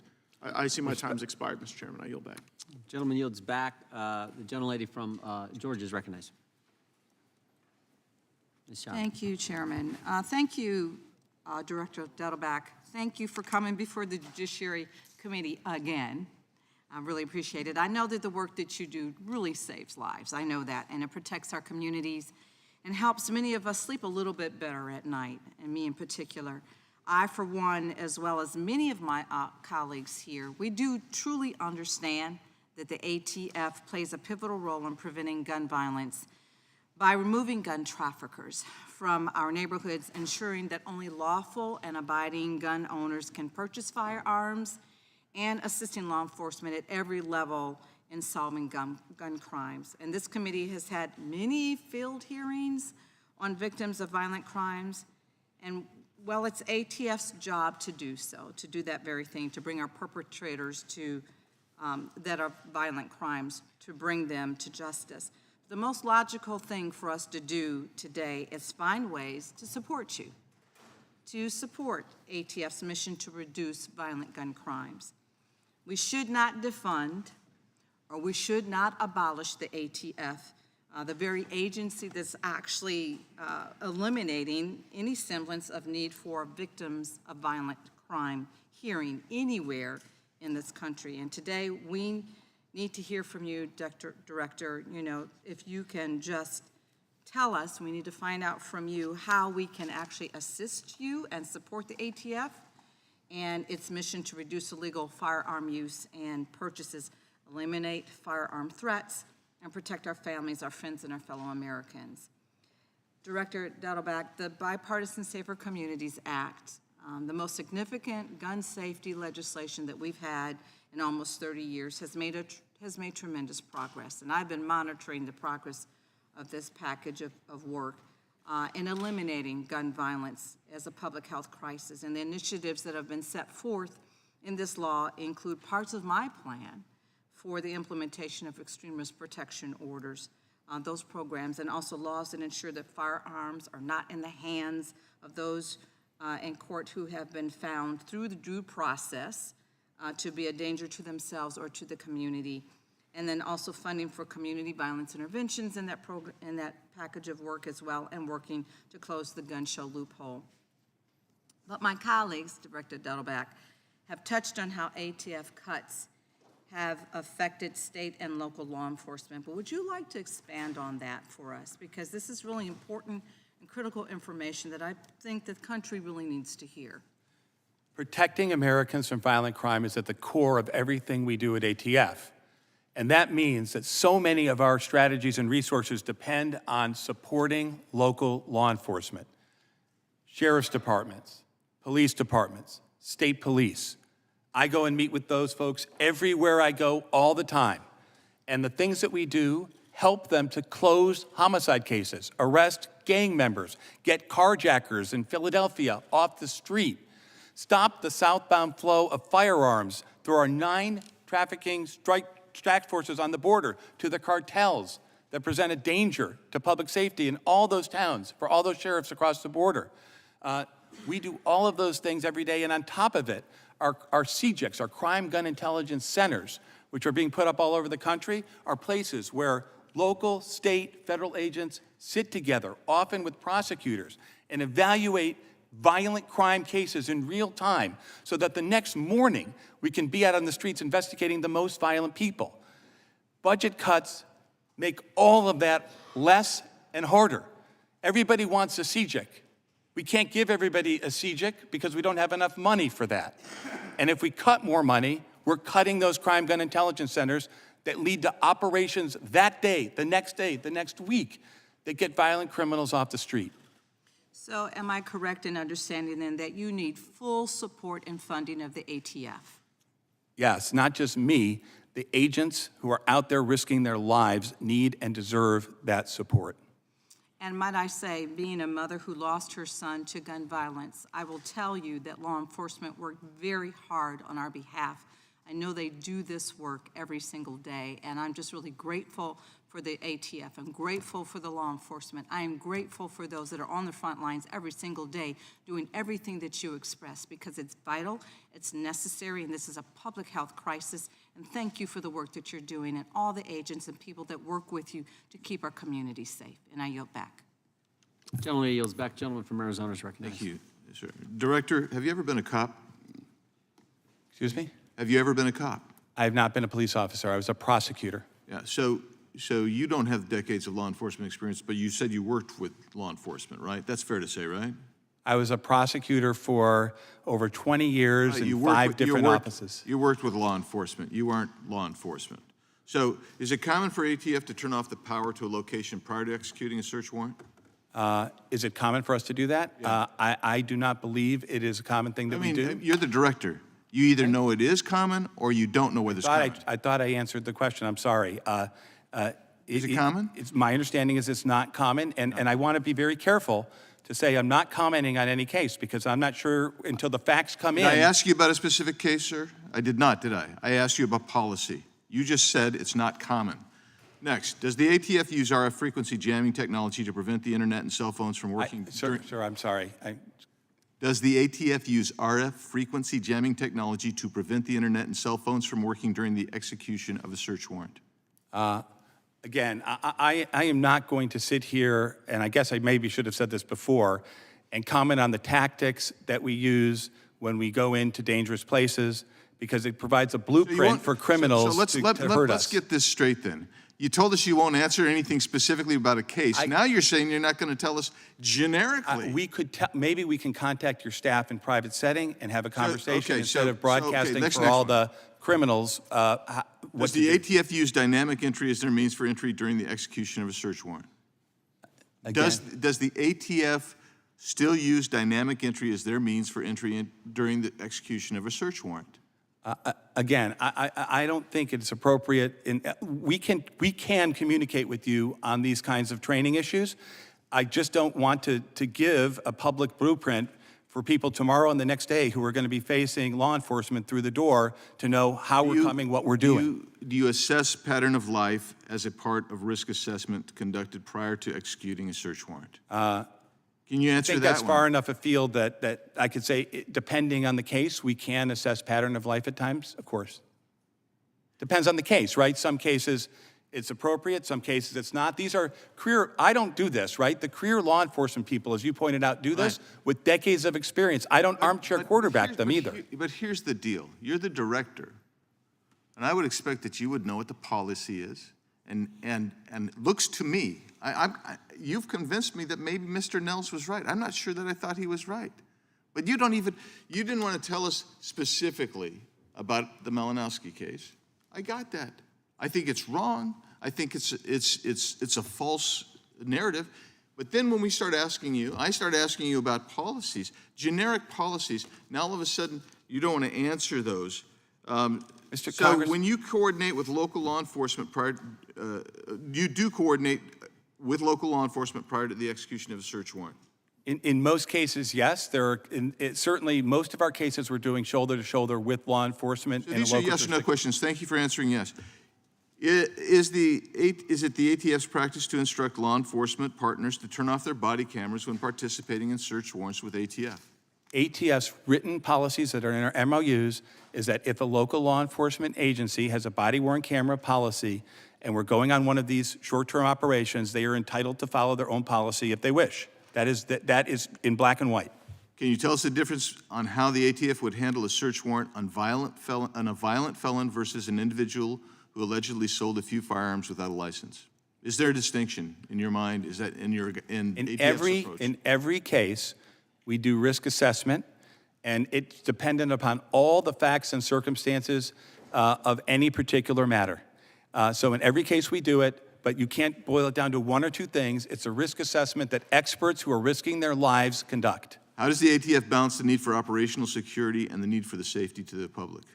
We have to do, you're asking about balancing, I think you said operational security, and we have to keep the public safe. That's obviously paramount, but police officers are entitled to go home alive at the end of their shift also, and we also have to make sure that we're doing that as well. You have to do both. So you didn't answer the question. The question presupposed exactly what you just said. We know that you have to balance them. How do you balance them? That's the question. How do you balance them? The answer is both are paramount, and we have to do both in each operation. But I will tell you this. There's no such thing for a police officer as no risk. They sign up, we sign up, the agents sign up to risk their lives. And they often go into very dangerous situations in order to do that, so there's no way to mitigate all of their risks, sometimes very dangerous risk from any operation. And we understand that, we appreciate that. Now, I have to say that you didn't answer Mr. Massey's, our letters to you. I'm hoping that you said you're going to give us additional responses to the questions I've asked you today. I would anticipate that you'd give more fulsome answers than you gave us regarding the pipe bombing issue. Gentleman yields back. The gentlelady from Washington is recognized. Thank you, Mr. Chairman. Director Dettelbach, thank you for being here. One major cause of migration into the United States is instability and violence in parts of Central America, which is partly fueled by the flow of firearms from the United States into Mexico, Central America, and the Caribbean. ATF reported that more than half of crime guns recovered in Central America, 70% of crime guns in Mexico, and 80% of crime guns in Caribbean countries are sourced from the United States, fueling instability and migration. But my Republican colleagues have refused to support common sense gun safety legislation that would fight the flow of American guns across the southern border and help address the root causes of migration. Instead, House Republicans have continued to criticize the Bureau, undermine resources to allow officers to do their jobs, and oppose common sense gun safety legislation at almost every turn. Could you describe any recent or current trends that ATF has found regarding the flow of firearms from the United States into Mexico and Central America? So ATF's job obviously includes firearms trafficking. And one of the types of firearms trafficking we're seeing, right, there's domestic firearms trafficking that goes to California and New York and places all over the country. There's also southbound firearms trafficking. And it is accurate to say, and we shouldn't be reticent to say it, it's the truth, that our firearms that are going across the border southbound are helping to arm the cartels. That's right. So what do we see? We have 9 task forces that are southbound task forces set up along the border. They work with state and local law enforcement, they work with DHS, and we have the opposite problem, right? Other people are trying to stop things from coming north. We're focused on stopping firearms trafficking going south. They're related sometimes. But Congresswoman, what we see is that criminal organizations, including the cartels, are using our freedoms against us. So they're developing straw purchasing networks, for instance, where they're going into firearms stores and sending somebody in there without a record, paying them a small amount of money, and getting them to buy large military-grade weapons, 50s, you know, that can be easily converted to machine guns down south, paying in cash and doing it over and over and over again. So what are we doing? We're working with firearms licensees across the southwest border and now increasingly elsewhere because the cartels adapt, right? One of the things you asked about trends, they're going elsewhere now, not just on the southwest border. They're going to other states to try to arm themselves. So these are disturbing trends. These are very sophisticated, vicious organizations, and the ATF and our partners are doing everything we can. Interdictions, southbound interdictions are up in double digits year over year. We're very proud of that. But we should not fool ourselves that the problem is solved. These are very wealthy, aggressive, violent entities. Thank you. When you were here last year, we discussed your partnership with state and local law enforcement to implement the Stop Illegal Trafficking in Firearms Act, which Congress included in the 2022 Bipartisan Safer Communities Act. You've spoken about some elements, but could you provide any other additional update on your extensive efforts to implement that legislation? Yes. So there were 2 separate criminal statutes that Congress created. One of them was a straw purchasing statute, first ever. The other is the trafficking statute. Both have been exceedingly useful, both in individual cases of firearms trafficking and in larger organizational efforts with respect to cartels and criminal organizations all over the country. So these are tools that we continue to use. We continue to work with the U.S. Attorney's community in appropriate cases to get appropriate punishments in those matters. There are new statutes. And again, as I said, what I explained to everybody and what we explained to judges is that firearms trafficking is not a victimless crime. We don't see the victim in front of us, but so often the firearms, 60% of those trafficked firearms are going to felons and prohibited people, and they're using to hurt innocent, law-abiding Americans. That's what we have to do to implement. We have to make people understand that the distributors are also responsible if they're breaking the law. And just quickly, many of the guns recovered from crime scenes south of the border are bought legally in the United States. How can we stop that from happening, and what resources do you need from Congress? Well, when a firearm is purchased legally in the United States and it crosses the border, that's a little bit different, right? That's a situation where those whose full-time job it is to police the border are probably the lead. At ATF, what we do is we try to focus on illegal activity, the black market in firearms. Now, it's a little bit ambiguous, Congresswoman, because of course something can look like a legal sale, but it's really a straw purchaser. Right. And that's why when somebody walks into a store who doesn't even know really what to ask for, plunks down $12,552 in cash, and they're 20 miles from the border, and there's somebody waiting outside in the parking lot for them that dropped them off, that we depend on so many firearms dealers to figure out a way to pick up the phone and help us, and they do quite often. But then what happens is the cartels look for the one that won't do that, right? So we have to get the word out to a minority of dealers. Not the majority are trying to do the right thing, the minority of dealers, because the enemy, the cartels, are seeking them out to try to find weak links. Thank you. I yield back, Mr. Chairman. Gentlelady yields back. The gentleman from California is recognized for 5 minutes. Mr. Dettelbach, I'm just curious. Have you expressed remorse to Mr. Malinowski's widow and family? I'm sorry. Have you expressed remorse to Mr. Malinowski's widow? I will now, and I have before this morning, yes. What have you said to them? Well, I said it here in open forum, but What what have I you said said to was, them of course. personally? Have you when- talked to of them cour- personally? I'm sorry? Have you talked to them personally? Have you expressed your sympathy to them personally? I- Or you The just make gentleman public yield? statements and issue press releases? Would the gentleman yield? No. Answer the question, please. Yes. He just did it. All right, thank you. Did you know about this raid in advance? We do 11,000 operations a year, and did you know I about this believe one? that, and it would Did be. you know about this one, Mr. Dettelbach? Yes or no? And I believe the first I heard about this matter was after the fact. And who have you disciplined? What have you done? Sorry? What have you done in is response to what we went together with the Little Rock Police, who were also present. We went and we requested an outside agency to do an independent investigation. We fully cooperated with that investigation. That investigation, my understanding is the file has now been turned over. I think this committee is going to want to look into this matter in much greater detail. I need to press on. Let me just ask you a general question. What do you think is the purpose of the Second Amendment? Like all the amendments, the purpose of the Second Amendment is to protect fundamental rights of Americans. And you believe that a fundamental right of America includes the right to bear arms? I believe that all the rights in the Bill of Rights are important and fundamental rights, including the Second Amendment. Great. In the second half of 2021, only 34 inspections led to a firearms dealer having their license revoked. However, the number of qualifying violations dramatically increased to 252 in 2022 and jumped again to 407 in 2023. Now, either there's been an exponential increase in crooked firearms dealers since Biden took over, or there's been an exponential increase in zealotry by your agency. I assume you would say it's the latter.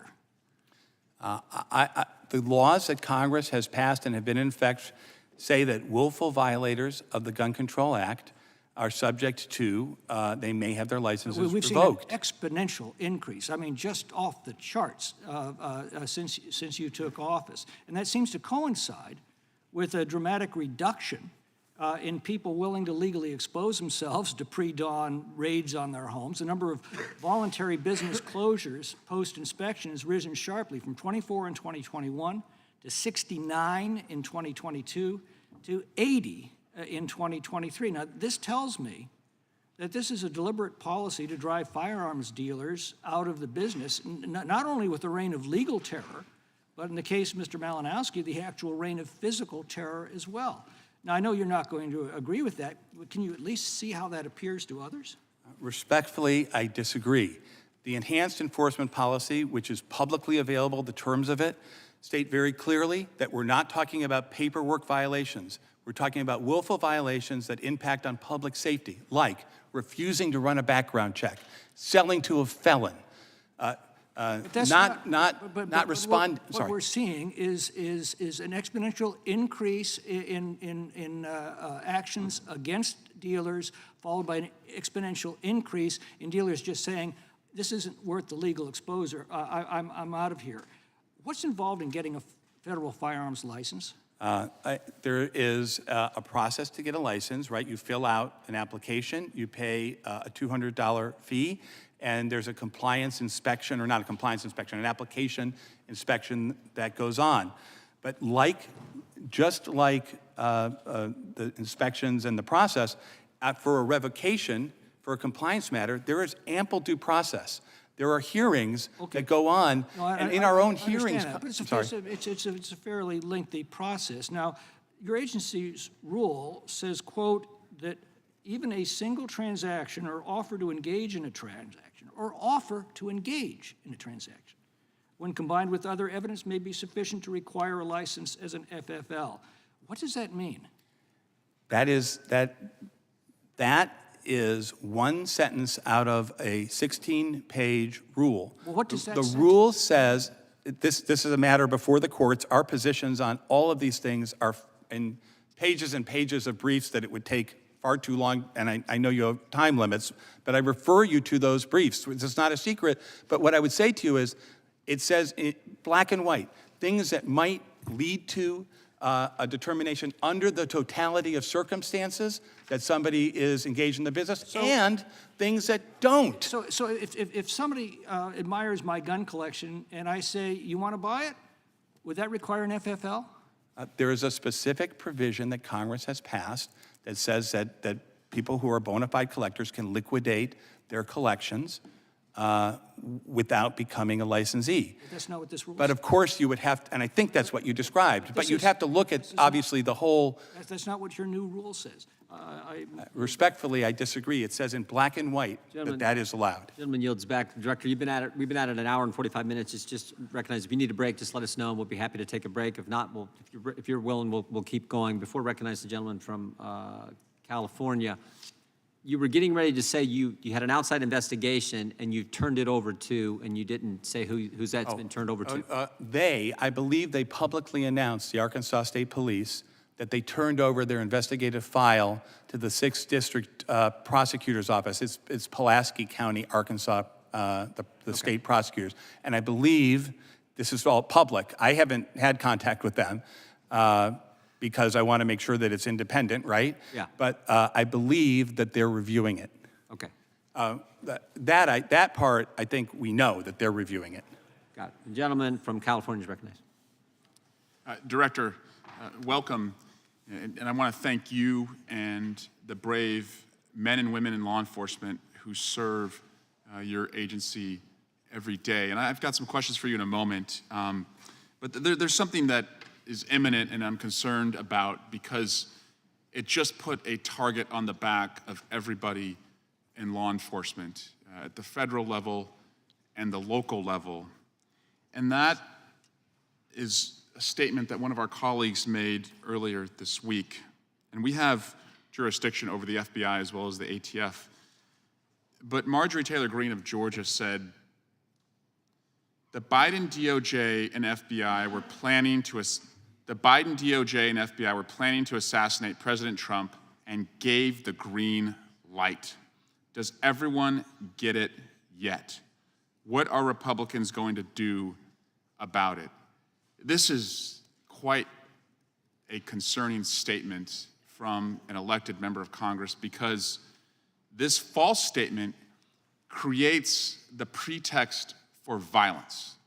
It suggests to Americans, who, by the way, are armed to the teeth, we're a country where the most dangerous people have access to the most dangerous weapons, and it suggests to them that their own government and the people who wear the badge are out to assassinate the former president. And I just want to first clear up this falsity. And the FBI this week has issued a statement to do that. But first and foremost, the search at Mar-a-Lago, the former president was not there.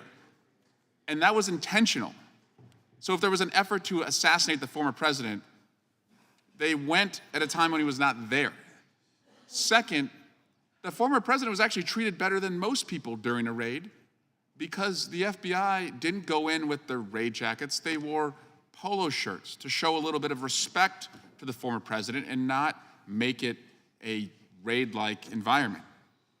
Third, standard use of force procedures were followed during that search as they were followed in every search, including, fourth, the same search procedures and use of force policy that was used to retrieve documents at President Biden's Delaware residence. This is a pretext for violence, and I will yield to any of my colleagues who will join me in condemning it.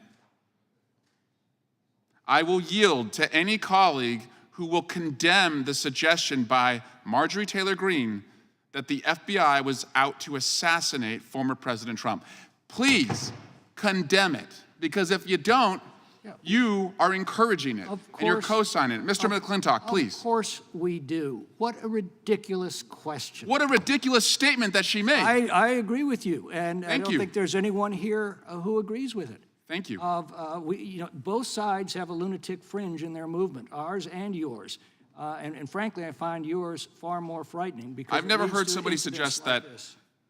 we were trying to that the FBI was trying to assassinate a former president. I do appreciate, Mr. McClintock, you condemning. I would welcome anyone else who would condemn that. And we'll make this clearer when But the I Attorney would General also, however, testifies. condemn the instructions And to reclaiming use my lethal time, force reclaiming my time, in such an operation reclaiming or my time, conducting such Director, an operation at all. reclaiming my time.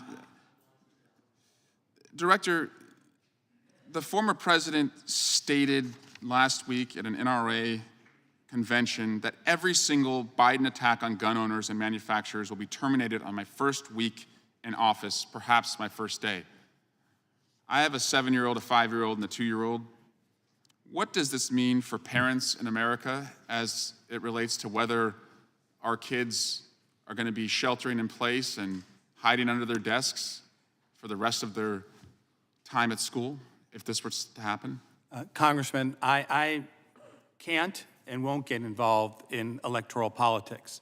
What I said in my opening statement, though, I think hopefully people from all sides of questions can agree on, which is we see progress being made. We see violent crime going down. We have a strategy that appears to be working.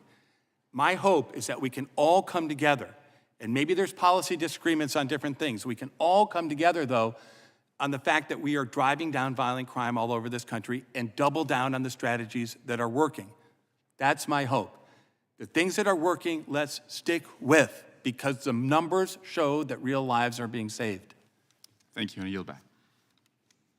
Gentleman yields back. The gentleman from Wisconsin is recognized. Thank you, Mr. Chairman. Is violent crime going down? Excuse me? Is violent crime going down? According to the data I've seen, violent crime is going down, yes. That's not what Director Wray told us a number of months ago when he was here before us. What I've seen in recent numbers, violent crime is going down. There's in the 175 cities covered by the major city chiefs, there is double-digit reductions in violent crime. I was in Baltimore at the turn of the year, a 19% reduction in homicides. LA down 13%. So when we Chicago. had a hearing up in New York City just what was that, about a year ago, we heard from city councilors and others that they said that the police are not charging crime now because a district attorney would not prosecute that crime. And here, let me give you an example from a city in our state. Here's a statement from the district attorney in Milwaukee County. This is a number of years ago, but he still continues to be the district attorney. Is there going to be an individual I divert or I put into a treatment program who's going to go out and kill somebody? You bet. This is the same guy that let off the Waukesha Christmas killer who drove a vehicle through, killing 6 people just a couple years ago in a Christmas parade up in Wisconsin. Are you sure violent crime's going down? I believe the numbers bear out that violent crime is going down. I think last year saw the most precipitous drop in So violent you cited crime. Minneapolis here in your testimony, whether it's indicting 45 Minneapolis gang members involved in murder and drug trafficking. We just had they have a district attorney in Minneapolis also that does not prosecute crime. She'll go after cops, as she's doing right now with a cop who was doing his job, and she's going after him now. Are you sure those indicted 45 Minneapolis gang members are actually going to be charged with a crime? I was there to Sure of announce that? the indictment myself, along with the U.S. Attorney, along with the Chief of Police, along with the Sheriff. They're already indicted, and I hope they go to jail for a long time. And I think you said that there's more activity with the cartels. You commented about this Sinaloa cartel. Is there more activity going on down by the southern border? What we see is the flow of firearms. Our job is, right, to stop firearms trafficking, which goes from the United States to Mexico.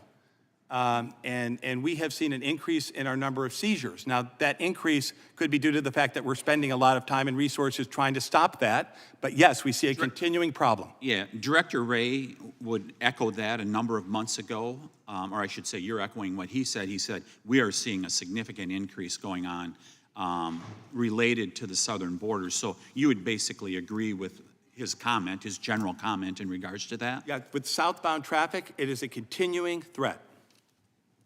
You think the open border contributes to this? So I am not in charge of the agency that controls the border, but with respect to southbound traffic, that's things going. So have you shared that with the Attorney General? Well, I think everybody Go ahead, I'm sorry. Have you shared it with the Department of Homeland Security? We work together on all of these task forces with the Department of Homeland Security, these southbound task forces. They have agents and officers sitting with us doing that interdiction for southbound firearms trafficking. So they know this problem is getting worse. Well, they're part of the fact of why the seizures are up, that we're interdicting more weapons than ever, double-digit increases last year in terms of southbound seizures. So, Mr. Chairman, besides human trafficking, besides the terrorists that are coming across the border, we see another example here where the open southern border is making it potentially more deadly for Americans. We see these guns that are continuing to flow both ways across the border. And plus you have a border patrol that can no longer do their job as babysitters. It is very rare. I'm sorry. I'm going to close up here. Sure. If you have what would be your recommendation if somebody lied on their 4473 form? They dumped their pistol in a garbage can and it was in a school zone. What would be your recommendation for charging that person? I think that echoes the fact of a publicly reported case. I'm not going to comment on a pending matter, and I think that question is aimed at that. So it's an example of somebody that did something like that, and I'm sure it's happened before. What would you recommend they be charged with? If a person out there intentionally lies on a 4473 form, they can be charged with the crime of lying on a 4473 form. Dumped a pistol in a garbage can?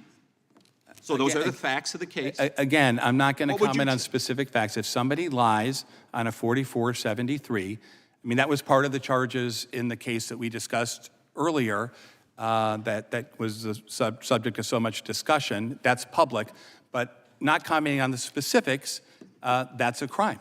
Mr. Chairman, I'm going to close real quickly. The dual system of justice in America, Hunter Biden versus Brian Malinowski. I yield back. Gentleman yields back. Gentleman from Colorado is recognized. Mr. Chair? I'm sorry. Gentlelady from Vermont has unanimous consent? Yes, I ask unanimous consent to enter into the record. Milwaukee sees decline in homicides in 2023. This is WPR. All right, without objection. Gentleman from Colorado is recognized for 5 minutes. I thank the chairman. I also want to thank the gentlewoman from Vermont for providing this committee and obviously those who are watching it with some sense of real semblance of the actual facts on the ground with respect to the comments made by my colleague from Wisconsin. Director, I first want to say thank you for your service to our country. You've spent your career in law enforcement, obviously a former federal prosecutor. I'm grateful for the work that you and your agency does each and every day to keep communities across my district in Colorado, and Rocky Mountain West, and the entire country safe. You have more patience than I.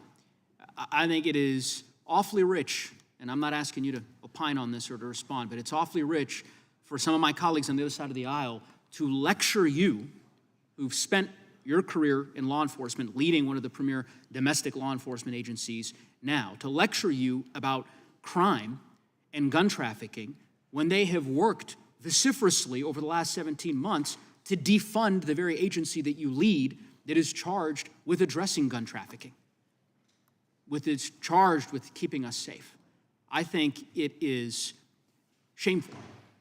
How much did President Biden's fiscal year 24 budget request identify for the ATF? What was the total sum? I believe that the number that I'm very familiar with is the amount of the cut, which was $47.5 million, that was the real salary and expenses cut, which is causing us not to hire agents, was causing us not to be able to be out there with our state and local partners arresting carjackers and violent criminals. The request is 3 or 4 steps. It was a significant increase for ATF funding, and not only was the increase not granted, but ATF's budget was cut, and that's having these kinds of effects on our ability to fight violent crime that I'm talking about. Well, you beat me to it, and thank you, Mr. Director, because I think you've provided the requisite clarity. $47 million cut. $3 billion less than what the president ultimately requested. $1.9 billion was the president's request in terms of funding for the ATF. Ultimately, it's about $1.6 billion, which meant in real dollars a $47 million cut. Right. Went from 1.675 to about 1.625. Correct. And by the way, that happened halfway through the year because Congress hadn't passed a budget, and so we had to effectuate the entire $47 million cut in 6 months, which was also, Congress delays in passing these measures. I understand they're difficult, but for people running organizations, and many of you have run businesses, that is very, very difficult to effectuate a whole cut after somebody is giving you the higher budget for half the year and says he'd make it all up in a half year. Well, I'd like to hear any of my colleagues defend the propriety of pursuing that kind of cut to one of our nation's lead law enforcement agencies. The cognitive dissonance is astounding to me. I mean, I've listened for years to my colleagues on the other side claim that folks in our party don't support law enforcement, which of course couldn't be further from the truth. And yet, simultaneously, they now pursue a significant cut to the operations of the ATF. I'm grateful, and by the way, Director, I mean, this is outside of your bailiwick, so to speak, but they just released a budget a month ago that proposes severe cuts to local law enforcement as well. Rural sheriffs, rural police departments in my district, COPS grant program, which I'm sure you're familiar with, given your time as a prosecutor years ago.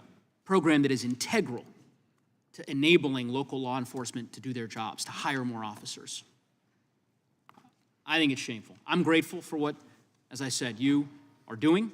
I wish I had more time to be able to spend or perhaps engage in a colloquy here around some of the regulations that the ATF has promulgated, which I support, to address some of the mass violence, mass shootings that we have tragically had in communities across the country, including in my community in Boulder, Colorado. But I would just say that the sum of my remarks is that I'm grateful for the work that you do. I'm grateful for the work that the law enforcement officers in your agency do each and every day. And you certainly will have our support. And I would hope that it'd be on a bipartisan basis. Hope springs eternal. We'll keep working towards that. I yield back. Gentleman yields back. What's your budget this year? The budget, I believe, is $1.625 billion was the most recent budget that was passed. Gentleman from Kentucky is recognized. I thank the chairman. I'm troubled here by your new rule defining what a firearms dealer is or engaged in the business of selling firearms.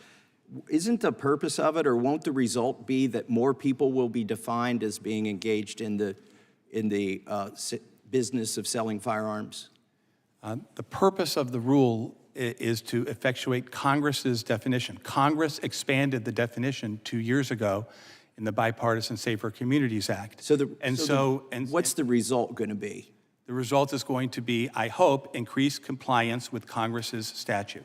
The result is going to be subjecting more American citizens to the treatment that Mr. Malinowski unfortunately received from our federal government, which is you want to get more warrants to serve these no-knock raids on people who have not been convicted of anything, yet may be convicted on their doorstep to death. I want to address something in your rule here. I did find one thing that I think is sort of helpful, and I hope the other side of the aisle will read this. I want to give you time to look at this. The department, that would be the ATF, correct, in your rule? I don't know what is this from the? Yeah, this is from the rule. The department refers to the Department of Justice. Okay.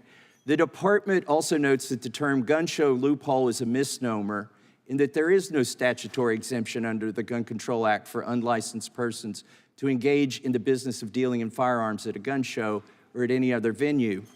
I hope the other side of the aisle, this is the one useful thing that I found in 16-page rule and hundreds of pages of explanation, is to show people that there is no gun show loophole. Do you agree with the department and with your own rule here?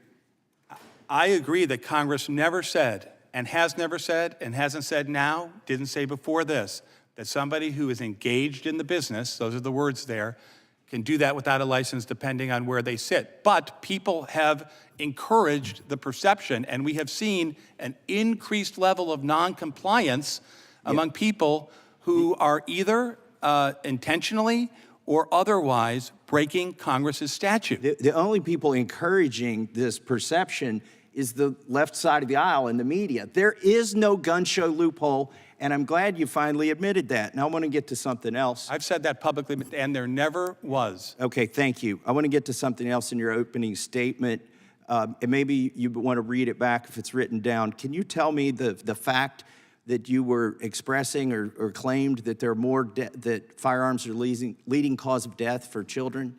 What were your specific words in your testimony? I'd have to look at my testimony. Can you look at it? I think it's children and youth, and it's in my longer statement that's in the record. Obviously, I'm summarizing a statement as the chair asked me to do. So it's in my longer statement, which has been entered into the record. I don't have it in front of me. Can you define a child and youth? There's child and youth. There's a statistical study that is the source of that, and we can get that to you. I don't know the specific site sitting here. We'll be glad to get that to you. Yeah, the statistical study, according to news reports and Snopes, as Mr. Nails referred to, excludes infants under the age of 1 and includes 18 and 19-year-olds. Is that true? I don't know. I mean, honestly. You don't know your own statistic? No, I don't know. Honestly, why isn't would that any be your killing of testimony to children Congress? unacceptable? Any killing of any person is unacceptable, except in self-defense. Are you including if a 17 or 18 or 19-year-old gang member came to a person's door and tried to attack them, that was self-defense? Are you including that in your statistic? Congressman, firearms violence is a huge... No, I'm not going to let you make your public service statement. I want you to defend your sworn testimony. Are you claiming that 18 and 19-year-olds are children in your statistic? And again, you have my statement. Yeah, I have it. I'm asking you to explain it. Here's my other question. How many 18-year-olds who've committed a gun crime have you suggested be prosecuted as a minor? We are a law enforcement agency. We're not the prosecutors. Okay. And in the federal system, how many have you served? How many have federal you system, gone after? Okay. The federal, respectfully, 18-year-olds. we investigate crimes shoulder to shoulder with local law enforcement. Are 18-year-olds children or are they adults? Each state has its own Under the gun rules laws. as to when juveniles are prosecuted. Federal gun Federal laws. laws, as you may know, federal laws with respect to the prosecution of juveniles are exceedingly difficult. And you are correct that prosecution of juveniles if you're implying this as adults, is rare in the federal system. Here's the reality. And Just juvenile say- crime, reclaiming my juvenile time. crime is an increasing problem. Belongs to gentleman from California. Reclaiming my time. Look, you're including in your statistic, whether you know it or not, 18 and 19-year-olds, but you would never claim that those are minors in the context of gun prosecutions. And the only way you can get the number of deaths attributable to firearms above other causes is by excluding under the age of 1 and including 18 and 19-year-olds, particularly gang members, and including self-defense. So with that, I yield back. Someone yields back. The gentlelady from Pennsylvania is recognized. Hi, thank you, Mr. Chairman. Director Dettelbach, thank you for being here. I want to thank you and I believe about 5,000 of your members, full-time employees at ATF. Just to put that number into some perspective, there are more than 6,500 sworn police officers serving just the city of Philadelphia, my home city. Would it be fair to call ATF a relatively small but mighty law enforcement agency, Director? The people, those 5,000 plus people who work at ATF are incredible people. They are doing a mammoth job with very few resources. It's a dangerous job. Every single day, it's a dangerous job for them out there because of the types of cases that we often see, and they're doing a great job at it. I agree with you. As you note in your testimony, ATF is in fact the only federal law enforcement agency with the sole focus of working with police and partners in state and local law enforcement to protect Americans from violent crime, correct? We are the federal agency with the sole focus on violent crime. I want to say to those of you in the room or who are watching on TV, if you're experiencing whiplash, I'm sure it is not lost on anyone in this room, anyone who cares about the issues around police and law enforcement. We are just 1 week removed from National Police Week. I sat over on the regal Senate side as we honored the fallen police officers. It's whiplash in this hearing. 1 week we honor fallen police officers, the next we want to defund law enforcement like you. From rooting out cartels, fueling the fentanyl crisis, to curbing gun violence, the #1 killer of American children, gun violence. That's what people on the other side of the aisle ought to be outraged about. The #1 killer of our children in this country, gun violence. And progress has been made, even though our Republican colleagues attempt to discredit and defund you. I want to turn to the Bipartisan Safer Communities Act. I'm so proud that we were finally able to do something, some small things around gun violence. We are weeks away from the 2nd anniversary of this great act, June 25th. I was heartened to see that last month, ATF finalized a rule implementing the landmark legislation. Part of the rule overlaps with my bill, the Fire Sale Loophole Closing Act, which would prevent FFLs who have had their licenses revoked or denied from selling old business inventory guns without background checks. Some Republican lawmakers have raised concern that the final rule goes too far. Could you tell us, why is this rule necessary? Why do we need to know what happens to those inventoried guns? Again, of course, as you know, the rule is under litigation, so I'm limited to the public record in what I can say. The text of the rule speaks for itself and should be looked at, and also the explanation, the hundreds of pages of explanation and the response to comments. With respect to that one part of the law that Congress passed, and is part of the Gun Control Act, if a dealer who is a licensed firearms dealer loses their license, right, the notion that that somehow for the person who loses their license can then not follow the Gun Control Act, right, is inconsistent with the structure of the Gun Control Act in many cases. It's inconceivable. So the idea is that everybody's playing by the same set of rules. There are so many dealers and collectors who are following the law out there. And part of the Bipartisan Safer Communities Act and part of our enforcement is to make sure that those who obey the law aren't being treated at a competitive disadvantage to people who are out there ignoring the law, right? It's only fair. There are so many people who are obeying the Gun Control Act, who are obeying the Bipartisan Safer Communities Act. And those who are out there ignoring it, just from a plain old business perspective, we have to have a fair marketplace where everybody obeys Congress's statutes. I couldn't agree more. It's also common sense that if you've lost your license, you can't just get rid of your inventory without following the law. Including background checks. Exactly. What challenges have you had, has ATF faced in implementing the Bipartisan Safer Communities Act? Litigation is clearly part of it, but what else? I think when Congress gave us our new tools, which we're very grateful for, Congress didn't appropriate extra monies for us to enforce those particular new tools. We did get $1 million a year to work with the National Shooting Sports Foundation on the Don't Lie for the Other Guy campaign, which is an important collaborative effort we have with the industry.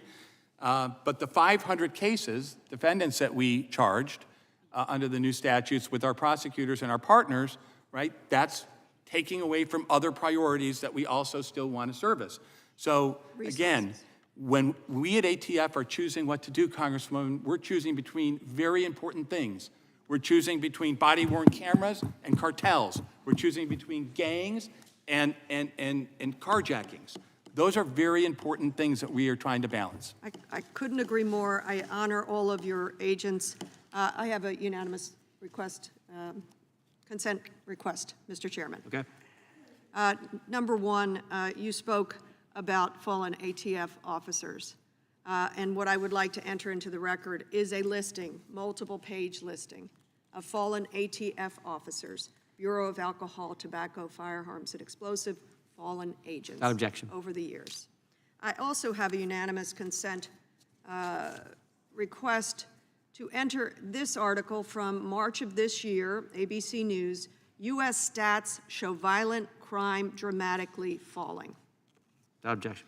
And I'd like to also enter into the record an article around a child in Philadelphia just last month, 3-year-old child, sadly picked up a firearm and died from a shot. Without objection. Thank you. Gentlelady yields back. Gentleman from Texas recognized. Thank the chairman. Thank the director. I think as the director knows, I was a prosecutor under Project Safe Neighborhoods in the U.S. Attorney's Office. Worked closely with ATF in the Dallas-Fort Worth metro area. I share your sentiment about the patriotic Americans serving in ATF trying to stop violent criminals from moving drugs and using firearms against the law in ways that are undermining the safety and security of the American people. And I want to thank those men and women for what they do every day in that service. But would the director agree that there have been times where ATF have not gotten it right? I realize that with respect to the case we've already discussed with respect to Mr. Malinowski, that you're saying that's an investigation, but what about something like Fast and Furious? So of course, like any agency, there are times where we don't get things right and can improve. So a couple of questions for you, along these lines. I think it's really important for the American people to understand. Do you, as the director of ATF, do you believe that the American people have a constitutional right, an individual right, to keep and bear arms? The Supreme Court has made it clear, and yes, the Second Amendment has been interpreted numerous times by the Supreme Court, just as you, there's more to it, but yes, what you have said, yes. Okay, and so but you believe that. You interpret the Constitution that way. I interpret all the laws the way that the Supreme Court says they're to be interpreted. And when the Supreme Court speaks on something... Would you have said that about Plessy? Congressman, I work for a law enforcement agency. I'm not a judge. But I'm just accept the rulings of the court, including that one. I'm not dodging your question. Do you, as the director of ATF, believe there is an individual constitutional right to bear arms? Yes, there is one. The Supreme Court has said it. Along those lines, do you, as the director of ATF, believe that the federal government should maintain a registry or otherwise track, catalog, keep records of the transactions of firearms conducted by the American people, such that you would know what firearms I possess? Congress has explicitly forbidden ATF from keeping a registry, and we do not. Again, we obey the law. We don't make the law, we obey it. Do you, as the director, believe that the federal government should track ownership of firearms among the American people? Congressman, we follow the law as you put it, as you pass it. You have said we cannot have a registry. We follow that provision and will continue to as long as it's As the the law. director of ATF, do you have a position on that? Should we track ownership of firearms? As director of ATF, my position is if it's in the law, we follow it. If I want to sell a gun that I currently own to a friend in Texas, do I need a license? So the getting into the specifics of the rule, which is in litigation. So first of this all, ought to be a really simple question. I understand. So you look at the totality of the circumstances. If we're talking about an isolated sale from somebody who is not engaged in the business of dealing firearms, you don't need a license. All right. So if I, a citizen, this country, I live in Texas, I have a weapon and I want to sell it to a fellow Texan. On an isolated basis, do I need a license? Again, if you are not engaged in the business of selling firearms, those are Congress's words. If I post a sale for a firearm last year, okay, and I do that on some relevant website like TexasGunTrader.com, and I sell that weapon, I sell it for $500, and then I inherit a gun from my dad or from my uncle, and I inherit it last month, and it's like 6 months later, and I sell it, for another profit. I sell it for $500. And then less than a year later, I have another weapon that I inherit or I've got and I decide I don't need anymore and I sell it. Is that engaging in the business? Is that engaging in activity that means I need a license? I think pursuant to the clear language of Congress in doing this and to the things we've said in the rule, we specifically mentioned inheritance as one of the things that is not indicative of engaging in the business. What if I have just 12, what if I have 12, 15, or 20 weapons and I sell 3 over the course of a year? I'm sorry, I didn't mean to interrupt. No, I'm just saying, if I have about 50, let's assume I had 15 or 20 weapons and I wanted to sell 3 over the course of a year. I think I'd like to make money on my them. reaction to what you're saying is that you look at it's very clear that you look at the totality of the circumstances. We can go through an endless series of hypotheticals.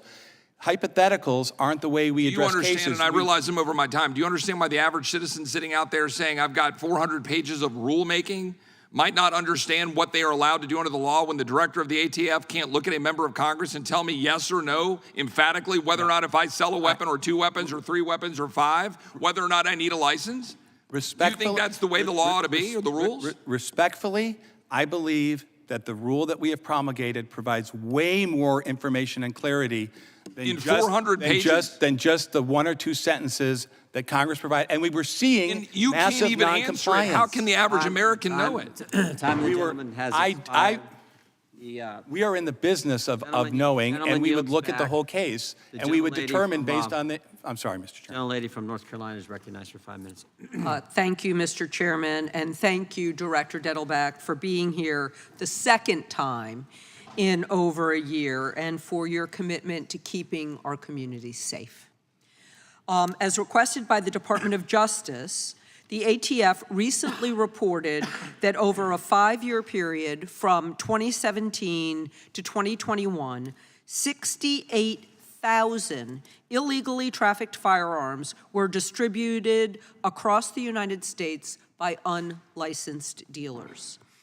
The iron pipeline, which we've discussed earlier, specifically refers to guns smuggled up the I-95 corridor from the southern states to the mid-Atlantic and New England.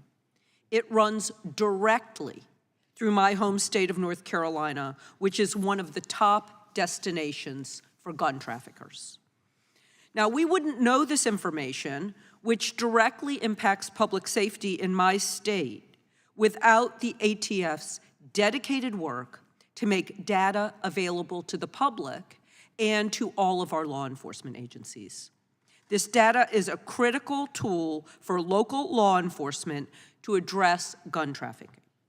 I also want to highlight the implementation of the Bipartisan Safer Communities Act, which, as we've heard, is one of the most significant steps Congress has taken to reduce gun violence in decades, giving law enforcement and prosecutors new means to hold gun traffickers accountable.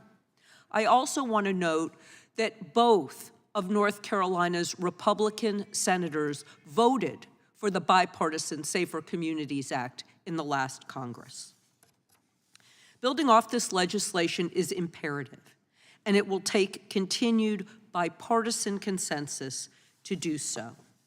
We've talked a little bit about the gun trafficking provisions in the Safer Communities Act, but I want to broaden that a little bit and ask you how gun trafficking intersects with drug trafficking, particularly fentanyl trafficking, and what ATF is doing to reduce not just gun trafficking and gun violence, but the menace of fentanyl and other dangerous drugs. I've been involved with prosecution since 1991, and one thing that has stayed the same, and unfortunately I'm sure will stay the same, is that guns and drugs, illicit guns and drugs go together. Gangs, cartels, individual dealers, they are armed often as a means of enforcing their business practices, their unlawful criminal conduct, and punishing individuals who challenge them. Intimidating witnesses, you name it. So these things go together. With respect to fentanyl, that is also, it was true with crack, it's true with powder cocaine, true with heroin, it's true with opioids, it's true with fentanyl. And we worked alone and together with our partners on cases that involve narcotics trafficking all the time for that reason. Armed drug trafficking organizations are part of what ATF does. Just earlier this month, ATF made a case that resulted in members of the Sinaloa cartel going to jail for literally decades, I think one for life. We are routinely seeing fentanyl dealers and organizations that are armed to the teeth and that are threatening people's lives. And so do you believe that the more we support efforts to stop gun trafficking, that will also help in our efforts to stop drug trafficking? I know it.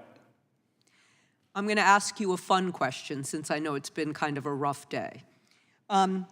If it was Christmas and you could be fully funded in the ways that you've requested, what would be your top 3 priorities and how would that make our communities safer? Since it's Christmas, can I get an extra 1 or 2? Absolutely. You have 36 seconds. We're the violent crime agency, so I think what I would start with is we know a strategy that's working. The crime gun intelligence strategy, working with state and local law enforcement, is working. We have to scale it, right? So we have 60 crime gun intelligence centers or so. We put out, I think, an extra 10 in the last year. I would put out crime gun intelligence centers. I would try to stand them up in numerous other places. Second would be to support them, we need better intel. Crime gun intelligence is driven by a couple things: the National Integrated Ballistic Information Network, or NIBIN, and crime gun tracing. I would continue and ramp up our campaign to get sheriffs, to get chiefs, to get law enforcement officers all around the country to fully participate in the NIBIN and tracing free tools that we provide them. And I think, gosh, it's so hard. On the third, I would say, I think, I would double and triple down on our RICO Vicar gang strategy. It's a very effective legal tool that puts into effect the crime gun intelligence. The Minneapolis case is a great example. So they have 15, 20 shootings all around town. They look totally unconnected. Through the crime gun intelligence tools we provide, we're able to connect them together and show that it's the Highs, that's the name of the gang, one group that's responsible for all of this. And so then we put together a RICO case, which has extra teeth, in order to make sure we're taking down the whole organization. So I think that would be my third. Thank you for your service, and I yield back. I think it's interesting that the director didn't mention body cameras, even though he told us that they weren't wearing those because of budget cuts, but that didn't make his Christmas list. The time is now the gentleman's from North I did ask for extra missions, though. Thank you, Mr. Chairman. In the Malinowski killing, did you say you're deferring to and waiting for this investigation from the Arkansas State Police? The Arkansas State Police has referred the matter to the district attorney's office. It's my understanding from And public you've statement. been deferring until that to take any action yourself, is that right? That would be our normal course of action if there's a pending criminal investigation. In order to make sure that we preserve the integrity of that investigation, we let it proceed. Yes. So that's a criminal investigation only. They'll decide the scope. My understanding is they're investigating to see. That's a criminal investigation. Let's stay on my question. That's a criminal investigation. It's an investigation to see whether Arkansas law was violated, is my That's called a understanding. criminal investigation, right? They're a criminal law enforcement agency. Don't filibuster me. Straightforward. I'm not filibustering. You know that state prosecutors have All right, a variety of different. That's my time. The Arkansas State Police, in their press release on April 22, said, "We do not have the authority to address methods and tactics used or whether agency protocols and policies were followed." Have you seen that? I've seen the press release You've that they seen have. that? Correct. So you're deferring action on questions of methods and tactics until you see what Arkansas does with the criminal investigation? That is the normal standard thing that we do, because if you start interviewing witnesses, if you start talking to people in the middle of a criminal investigation, very quickly people start talking about the fact that the integrity of that investigation. Mr. It's Dettelbach, very important to respect the I get it. ongoing investigation. Mr. Dettelbach, in the Brianna, did you watch yesterday's hearing by any chance? I did not have a chance to watch all of yesterday's hearing. I watched Did you watch some of it? I watched some of it. Well, in the Louisville situation with Breonna Taylor, the Metropolitan Police Department there fired its first officer within 90 days of the incident.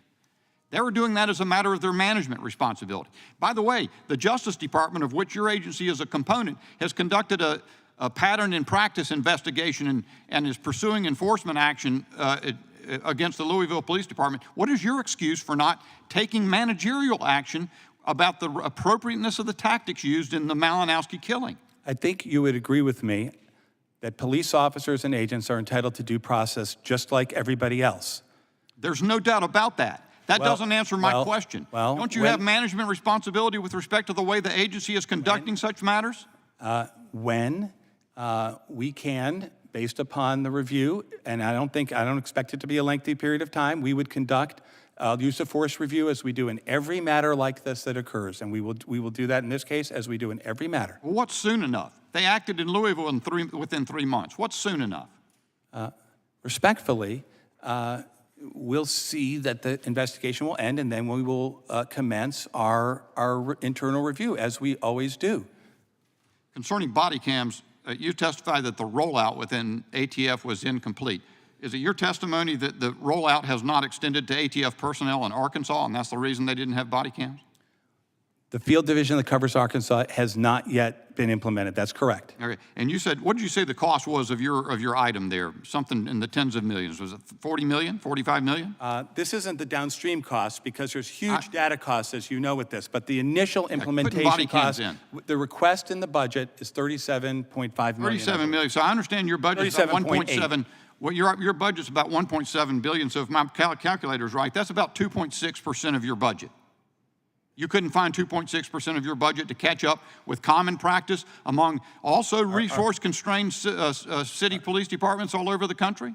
Respectfully, our budget is not 1.7, it's 1.625. Whatever. And the reason I know that is because that $45 million cut has resulted in not being able to hire agents. Yeah, but you're talking about something else. I'm talking about body cams that are in common use among metropolitan police departments across this country. And you're saying something that involves 2 or 3% of your budget prevented you from getting it done? I'm saying that we're in the process, as we said from the beginning, of implementing the policy in phases. Let me ask you this, Mr. Director. We continue.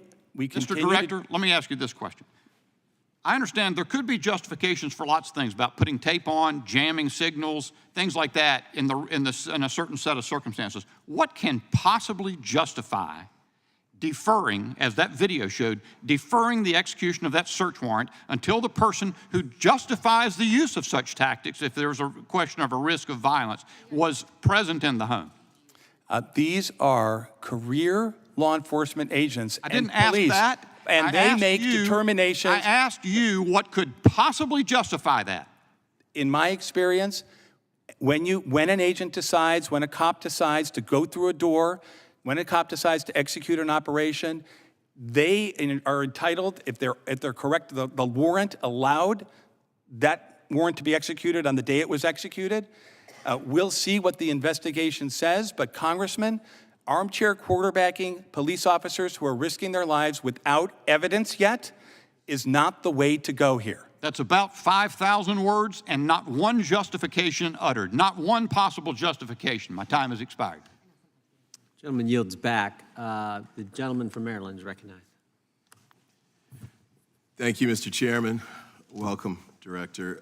Good to see you again. I just want to run through a few things, some which strike me as surprising, some are just hypocritical. And I'll ask you some questions at the end, but I did want to deal with a couple of these at the top. The comparison to the Breonna Taylor case struck me as quite surprising. You know, Breonna Taylor was a scenario where no shots were fired at the officers. I think one of the officers actually made a false statement.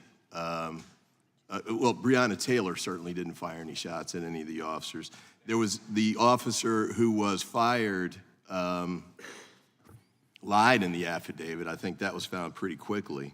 But in any event, you know, the no-knock issue I think is a pretty significant one. And I believe that what's going to happen later today is that there will be a bill offered, the George Floyd Criminal Justice Act, that will help to address one of these issues. So I hear a lot of concern from my Republican colleagues about the no-knock warrant being executed here. I would note that it's pretty routine the way this warrant was executed, but hopefully you all will be willing to support that provision when it's offered today. Mr. Director, did you want to comment on that? I just wanted to say that I just wanted to repeat again that because this is an ongoing investigation, I'm not commenting. There are numerous different things that I believe that are out there that may not be shown to be the facts when the investigation happens. So I would just hope that we could all agree to wait till the facts come out and assess those facts, because I hear things that may well not even be correct as a factual matter, as things that members are talking about. So that's one of my hopes here today, is just to try and get the facts out. Well, that's a fair point, but I'll say this. I know that an officer was shot in the execution. I don't have time, I'm sorry. In the execution of the Malinowski warrant. How is that officer doing? Thank you for asking. My understanding is that he's recovering, and I can take a lot, and I understand that, but one thing I want to say is at one point during, people are heated, somebody said something about somebody got shot in the toe. When a police officer or an agent is shot at, it's a serious matter. When a police officer or an agent is actually shot, it's a serious matter. And I know that nobody here would try to minimize an officer being shot as not being a serious matter. I just want to make sure, I understand people are heated, and maybe I got a little heated just now, but that's one thing that I just want to make sure that I know we all agree on that. I appreciate that. And also the funding issue, which Mr. Neguse addressed, you know, with respect to paying for body cameras. I know it was a very expensive thing when we did it in Prince George's County, and it was one of the barriers to getting it done as quickly as we wanted. But I hope that's another one of those where my Republican colleagues, since you've expressed such strong desire and concern about body cameras not being present here, I hope you'll be willing to step up now and provide the additional funding in the ATF budget so they can move forward with that expeditiously. I also wanted to say this too. We had another debate a few minutes ago about whether firearms are the leading cause of death for children, and the issue, I guess, was, do you count infants or 18 or 19-year-olds or whatever? I just want to reiterate, because that's not the first time we've done that one, and my view then and now is that I think it's a ridiculous point to focus on from the standpoint of whether it's first or second is a leading cause of death. Isn't that enough? I mean, why should we be okay with it? Just, let's say it's the second leading cause of death if you include infants or something. Why would that be okay? Why wouldn't we be concerned and want to try and find ways to bring those numbers down? So, you know, I appreciate the work that you're doing on that front and support the effort. But, you know, we have to find ways to protect our kids from these kinds of gun violence incidents. And with respect to the search warrant, affidavit. I wanted to offer that in the record. I ask unanimous consent that that be offered. Without objection. And also the search warrant return. I want to make sure that's in the record too. So it's clear what was, in addition to an officer being shot, which did not happen in the Breonna Taylor case, you know, the weapons that were recovered, but also the other types of conduct that supported the probable cause finding by the judge in that case and supported the entry. And then the last point I wanted to make too, you know, the execution of a search warrant while the people are in the house in the morning, my experience was that was kind of standard operating procedure. It's actually unusual to do it any other way. And the reason for that is it's safer for the officers to try and catch them by surprise, and also leads to better opportunities to seize weapons. So in this case, there were many, many, many. And because they thought there were 150 weapons in the house, certainly security and protection for the officers would be a prime consideration. With that, I yield back. Gentleman yields back. The gentlelady from Indiana is recognized. Thank you. Director Dittelbach, I wanted to follow up on something that Representative Massie was asking you about January 6th pipe bomb investigations. It's over 3 years since it happened. What are you still investigating? We are not the lead investigative agency. It's the FBI. My understanding is from public really reported there's been over 1,000 interviews conducted. They're investigating the incident. But it seems like it's like you have a roadmap, an FBI, not to answer questions. Everyone came here, and every question we ask, everything under investigation. It's very clever. You guys brilliant not to answer Congress, because everything under investigation, and then when investigation ends, statute of limitation and over, no one gets punished, and you continue with this. And this has happened all the time. It seems like your agency should do better than that, investigate something over 3 years. It seems like you should get to some conclusion. But my question is related to these changes under your rule and definition, you know, what is engage in business rule. You know, do you think criminals that want to do something criminal are going to read your 500 pages of definitions? Are they going to read your 500 pages of definition explanations? I think that, I don't know who will read it, but do you think criminals will be doing that? I think that it will also encourage, as I said at the beginning, hopefully increase compliance with the law among people who so perhaps... you understand that criminals are not going to be reading this, okay? But what is it going to do to law-abiding citizen like Brian Malinowski that potentially was just doing, you know, selling these guns, and I don't know the whole circumstances, but he's dead because he was not probably realizing what you were doing in changes of this rule. So my question is for you is going to be, do you understand how dangerous your definitions have become? Respectfully, our definitions are based upon the law that Congress passed, and it is based upon our observation and experience in the field. Your interpretation. So let's just go to your definitions. As a normal American, so I understand your definition. Implementation.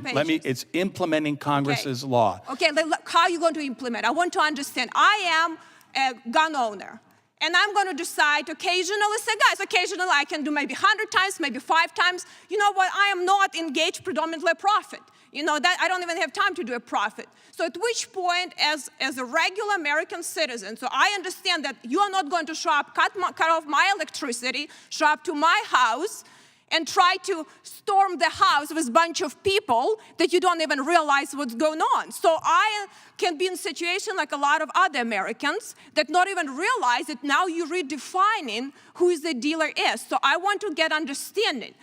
Summarize me understanding how I can explain to my constituent what it means now and how I am predominantly earn a profit in this. What is really the definition of that? The statute that Congress passed says that if you're engaged in the business of dealing firearms, quote, predominantly for profit, right, that requires a license. There are some exceptions then that Congress has passed, and respectfully, people may not read the statutes either. They should, though, if they're selling firearms. These aren't possessors. These are people who are reselling firearms repetitively for profit. And I don't think it's too much to ask for somebody who is selling firearms repetitively for profit So what is to read repetitively the law. means? What is occasional repetitively? If I decide, I have lots of guns, and I decided to, I want to replace with something else. I have 50 guns I'm going to sell this year. You just decide that I'm for profit. I don't know, maybe they will be for profit. Definitely no one, was going to sell it at a loss, right? And with your rules, probably prices are keep increasing. So I'm going to become a dealer now? I have to be registered in that? Again, I've tried to explain, and I'll No, I'm continue trying to explain. So what do you do? What is really going to be now your new definitions? Because it's so broad. It's not a new definition. It implements Congress's definition. Congress changed the Yes, definition. and you put 500 Congress- pages of explanation. So can you it's a- summarize it's that a- normally plain language an American can understand? I believe that our positions they're not secret. They're in Yeah, but court. They're explain filed. without reading 500 The pages rule- that are confusing. The rule seeks, by providing practical, conduct-based things that normal people could. Yeah, for so instance, please for explain. instance, one of the things that can result in people, depending on all the circumstances, is you take credit cards for payment. That could be one of the signs that somebody's in business. One of the things that might So be if on I the use other a little side. app and then I sell a gun and take a credit card and potentially will be a dealer? One of the things that might be on the other side is if you're occasionally dealing or gifting to family members, right? We try to say things on My both time sides. had expired, but I'll tell you, you put American lives in danger and your ATF agent in danger by doing this, because you doing gun control. It is a very clever way to make everyone in dealer have a zero tolerance and exercise gun control and Second Amendment rights, but you put your people in danger and American people. I yield back. Gentlelady yields back. The gentlelady from Georgia is recognized for unanimous consent. Thank you, Mr. Chairman. To follow up on the discussions that we've had on the leading causes of death for children that have been spoken about by our colleague from Pennsylvania and also Mr. Ivey, I'd like to ask a unanimous consent to enter into the record an article from April 2022 entitled "Firearms Were the Leading Cause of Death in Children in 2020." Researchers say also a second one will be unanimous consent to enter into the record an article from October titled "Firearms Now #1 Cause of Death for U.S. Children While Drug Poisoning Enters Top 5." Without objection. Thank you. Gentlelady from Vermont is recognized for 5 minutes. Thank you, Mr. Chair. Thank you, Director, for being here. I know it's been a long day. Thank you for your time. So as I sit here, I'm really struck by what I feel we should be talking about here is that we have a fairly simple mandate from the American people, which is to do all we can to stop gun violence. As my colleagues have said, we have this horrible situation in this country, parents, teachers having to see children being killed every day by gun violence. The country is awash in illegal firearms. We've heard that. We have accidental shootings by and of children. We have increasing suicide rates. And of course, mass shootings continue across our nation. And public poll after public poll tells us the same thing. People want us in Congress to do something, to take action. More than half of Americans consistently support stricter gun laws. Listening to some of my colleagues, you'd think that we were on a different planet. The majority is not even approaching or discussing new public protections or stricter gun laws. And the ATF doesn't have the resources to inspect firearms dealers as directed by Congress. Right now, over 2,000 firearms dealers have not undergone any inspection in over 10 years. There are laws already on the books to help us stem the tide of this violence, but they aren't being enforced because oftentimes Republicans won't give them the money to do so. Now, Director, I appreciate very much that you're here today. I'd like to talk a little bit more specifically about the work that ATF does. You got a big job. How does your agency carry out its mission with just over 5,000 employees? It's very difficult. It's shockingly low, given but the your way charge. look, the way we do it is we have an incredible workforce. I mean, the people the career people, I'm the only political appointee at ATF. Not a single Schedule C person, just me. The people who are the career people get the credit here. These are agents, these are investigators, lab technicians, analysts, staff. They do incredible, dangerous work every day. And the only way to make any progress on this is partnership with our state and local partners, which we're better than anybody else with respect to others at. And number two, being smart about how we use the intelligence that we provide to identify the worst of the worst, to make sure that we are actually taking steps to do two things. Number one, identify the worst of the worst, the trigger pullers and the shooters, and get them out of the community, put them where they belong, incarcerated, bluntly, and also, at the same time, to do something to enforce the existing laws to cut off the supply of guns to those same people. It is far too easy for killers, felons, gang members, rapists, domestic violence people to get firearms, even though the law and everybody agrees they shouldn't have them. So you have to do both of those two things. It's a two-part strategy. And there are people who only want me to do one, and there are other people who only want me to do the other one. And the fact of the matter is, you're not going to make progress unless you have a reasonable approach on both. So to follow up on that, how do you go about making those decisions about priorities? And are there functions that you unfortunately have to deprioritize due to the resource constraints that you have? And what are those? So you make the decisions based on data, as best the data that you can find in real time. It's not always perfect. And there are areas of this country where I wish that we would have more agents. The New York City is an example. So in New York City Police Department is 36,000 strong. I have about 30 people in New York City. It is absolutely, and we punch way above our weight, and that's the case everywhere. So we are making decisions about where the crime threat is. When I make an investment on the southwest border, as we have, not I, we have, at ATF, that means at ATF that we can't start up a whole new division. That means we're pulling agents from some other place that we really care about. So we are constantly struggling to balance resources in the best way we can to face a lot of threats. And Director, you know, I'm just about out of time, but I think it's clear that without substantial funding, we are not going to improve our statistics on gun violence, and we're not going to improve our public safety outcomes. We should be putting the money to work to help protect our kids. I say that as a member of Congress. I also say that as a former teacher and I'm a parent of 2 teenagers. We have to do something about this and not just talk about it. Thank you. Gentlelady yields back. Gentleman from North Dakota is recognized. We're conflating 2 issues here. A man is dead and an officer was shot, not because of rank and file law enforcement doing their job, but because somebody made a leadership decision in order to execute a warrant in the most dangerous way possible given the circumstances of that case. And we could sell 6 a.m. and standard operating procedure. You can do that everywhere else. I've represented 3 officers and officers-involved shootings. I spent 10 years dealing with search warrants. I know the facts of this case. I know where the guy worked. I know that he was surveilled.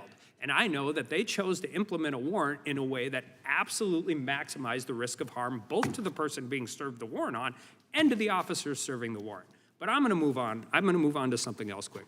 Federal gun charges are what we call strict liability crimes, right? If you have a gun and you're a prohibited person, that's the crime. There doesn't need to be intent. There doesn't need to be any of those things, right? I disagree. So if you're a felon in possession of a firearm, you can say, I didn't know I was a felon?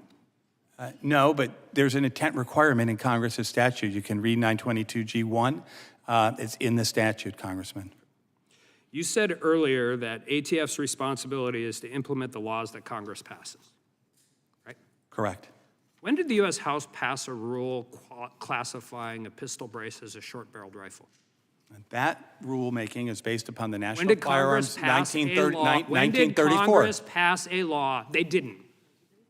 In 1934, Congress passed the National Firearms Act, which said that short-barreled rifles were unusually dangerous. I'm not Congress's words. I'm not asking you about short-barreled rifles. I know what short-barreled rifles are qualified as in the National Firearms Act. When did Congress pass a law saying pistol braces qualified? When did Congress pass that law? Congress passed, they are covered by the National... When did the Senate pass the law? They didn't. When did the president sign the law? He didn't. The first pistol brace was sold in 2012. A guy walked into a gun store, bought it legally, walked out of the gun store with the pistol brace rifle. No need for $200, no need for a stamp. So you're saying if there's a new brand of gun that didn't exist in 1968, that the Gun Control Act doesn't apply to it? I'm saying in 2012, a guy in Dickinson, North Dakota walked into a firearms store and bought a gun legally, correct? With a pistol brace. Didn't need to do a stamp, didn't need to do a $200 registration. Again, we look at, I think... No, this is a factual question. The first pistol brace was sold in 2012.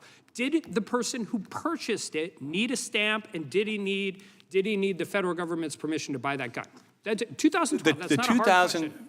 Respectfully, the 2012, the thing that has been talked about in this committee previously, was never brought to market. Okay, so 2015. It would depend upon the actual design of the individual item. There were numerous different items being manufactured. You spent it changed 20 over years time. as a prosecutor, 20 years as a prosecutor. You know the answers to these questions. I'm done asking them. I'm just going to go with numbers.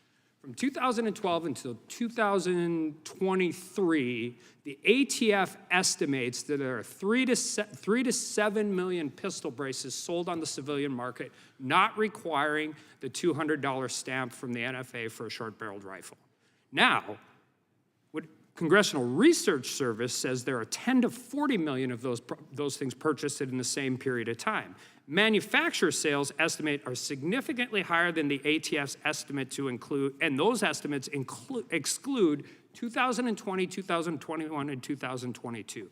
Now, the deputy chief of the ATF has stated that prior to June 1, 2023, 255,162 registrations on retroactive purchases were received by the ATF. Does that sound accurate? I don't know who that person, they don't have a title like that, but the number sounds like the number of people that during a certain period of time sought registration. The number does sound familiar, but I don't know the quote that you're talking. So if I got a rancher in southwest North Dakota who's hunting snow geese to a federal wildlife refuge, and a U.S. agent comes out, he purchased that rifle legally in 2015, and he's out shooting geese with a shotgun. U.S. Fish and Wildlife comes to his car and sees a gun in there with a pistol brace. What's the penalty for him now? He bought the gun legally, 2015. Well, again, it's 5 to 10 years and a max of a $250,000 fine. You talk about costs, you talk about budget cuts. So let's just assume the low-end number of the ATF numbers on 3 to 7 million. 3 million guns that were purchased legally without any extra requirement. The ATF has gotten 255,000 of those registered. So you are roughly saying 2.7 million people are now felons in possession of firearms for something they purchased legally. I respectfully disagree with a lot of the characterizations in your question. The last administration, Attorney General Barr, issued guidance on this before ATF even got to this. People were on notice for years and years and years that you can't take something and break it into two and then put it together and treat it differently than the person who buys it in one piece. They bought a gun legally and you guys retroactively made it illegal in a different qualification. Respectfully, exactly I disagree. That is not what the facts reflect. Time of the gentleman has expired. The gentlelady from Missouri is recognized. Thank you, Mr. Chairman. First, I want to start by offering my condolences to Ms. Malinowski, who I believe was here earlier. St. Louis and I are here today seeking accountability for the gun violence epidemic in our country and for all instances of potential law enforcement misconduct. Director Dettelbach, thank you for being here today. Let me say that I support several of the ATF's recent efforts, including the Ghost Guns rule, the stabilizing brace rule, and the efforts to stop gun trafficking. But as gun violence continues to shatter families and communities, thanks in part to weak gun laws in Republican-controlled states like mine in Missouri, equitable and effective enforcement of our existing laws, it must be a top priority. There is a difference between the way the law is written and the way it is enforced, as communities like St. Louis know all too well. So taking on the gun violence epidemic requires asking hard questions about enforcement. That's why the last time you were before this committee, I asked you about the Good Old Boys Roundup. In the 1980s and 1990s, ATF agents organized shameful whites-only events, which former ATF Director John McGaugh characterized as being racist in nature, anti-Black, and having discrimination almost every year. It may seem like old history, but there are legitimate and recent concerns about racial bias in the agency's enforcement operations, specifically in its use of sting operations. For example, a USA Today investigation from 2014 found that 91% of people arrested in ATF sting operations were Black or Latino. When you were U.S. Attorney, your office prosecuted these kinds of cases. Are you aware of these concerns regarding sting operations? And if any, what steps have you taken to address? At ATF, we are very clear that we don't look at any of those kinds of factors, and it is absolutely a necessity, Congresswoman, that law enforcement not look at these kind of factors. And I would say there were comments that were made earlier that I thought somebody was perhaps implying that because somebody's wealthy or lives in a nice neighborhood, that they should be treated differently than other people. And I know there are lots of people who are in communities where they economically struggle, who are law-abiding citizens. We don't assume that because of where you live or how much you make, that you're any more or less likely to be a law-abiding citizen. That is a core value at ATF, and it's very important for you to ask that question and very important for me to answer it. Thank you. And I will say that sometimes looking at it, we get to what you just said, though, looking at it and seeing that we do understand that folks in marginalized communities are often over-criminalized or criminalized, period, is an issue that we must also address and fight to. I think you kind of started to allude to that. And so thank you. These questions are essential because in order for the ATF to be effective today, it needs to fix the problems of yesterday, including its troubled history of racist behavior and enforcement. But my concern about enforcement does not extend only to questions of racism. There needs to be accountability for all instances of potential misconduct by ATF agents. And that's why I do support my Republican colleagues' efforts to get more information from federal and local law enforcement about the death of Brian Malinowski. I know there is evidence that Mr. Malinowski fired first on the agents, but the circumstances warrant more information about what happened that day. But I say this because my solidarity, I want to be clear, my solidarity and my pursuit for accountability, my pursuit of accountability are not conditional. But I will say that I have been surprised to hear my Republican colleagues expressing concern about law enforcement shooting, lack of body camera footage, and no-knock warrants. I'm surprised because I and many of my Democratic colleagues have pushed for law enforcement accountability for years, and Republicans have mocked us and fought against us at every step. I'm surprised because 2023 set another record for law enforcement killings in this country. Police have killed an average of 3 people per day. Police disproportionately kill Black people, and there have only been 9 days this year where police didn't kill someone. Yet Republicans have refused to hold hearings about any of those deaths. And my question is, where have you been? Where have you been? Trayvon Martin, Mike Brown, we've been protesting for 10 years. We have been protesting, we've been shot with rubber bullets, we've had dogs unleashed, we have been hit with tear gas and rubber bullets. George Floyd, we were out there for 3 months. Mike Brown, we were out there for 400 days. Where were you? Why didn't you care then? Because they're Black? I don't understand. All of a sudden now we want to talk, but see, the thing is this. When we took a knee, folks were mad and criticized us. When we were nonviolent, people still criticized us. But now all of a sudden it's because now the difference is it color? But I say this, my solidarity is not conditional. So I ask them for the record that their solidarity is not conditional, that they are willing to support oversight and accountability for all deaths by law enforcement officers, regardless of race, ethnicity, faith, location, or anything else, that they will vote for real policy solutions that prevent police brutality and fund programs that keep our communities safe, including gun violence. And yes, I went over because someone else went over too. I just want to hear that come from my Republican colleagues. The time of the gentlelady. We care about police brutality that affects every person. Thank you. The time of the gentlelady has expired. The gentleman from Wisconsin is recognized. Thank you, Mr. Chair. Director, as you may know, I'm the co-lead alongside with Congressman Stanton of Arizona on the bill that's exempting certain less than lethal projectile devices from the Gun Control Act definition of a firearm, tasers. ATF provided some comments on an earlier draft of the bill, noting some concerns with the legislation. I'm sure you're aware of the bill. does ATF still have the same concerns that we had on the earlier version? I don't know. Look, Congressman, can I get back to you on that? I don't want to answer precipitously. I know this is an important issue for a lot of people, including some in law enforcement have expressed views on it. So can we get back to you on that? Because I don't know whether any changes in the bill have affected anything. Okay, so then let me just bear with me then. I'll explain some of the arguments. Hopefully, as the director, your understanding of the Gun Control Act will be strong enough to provide some context.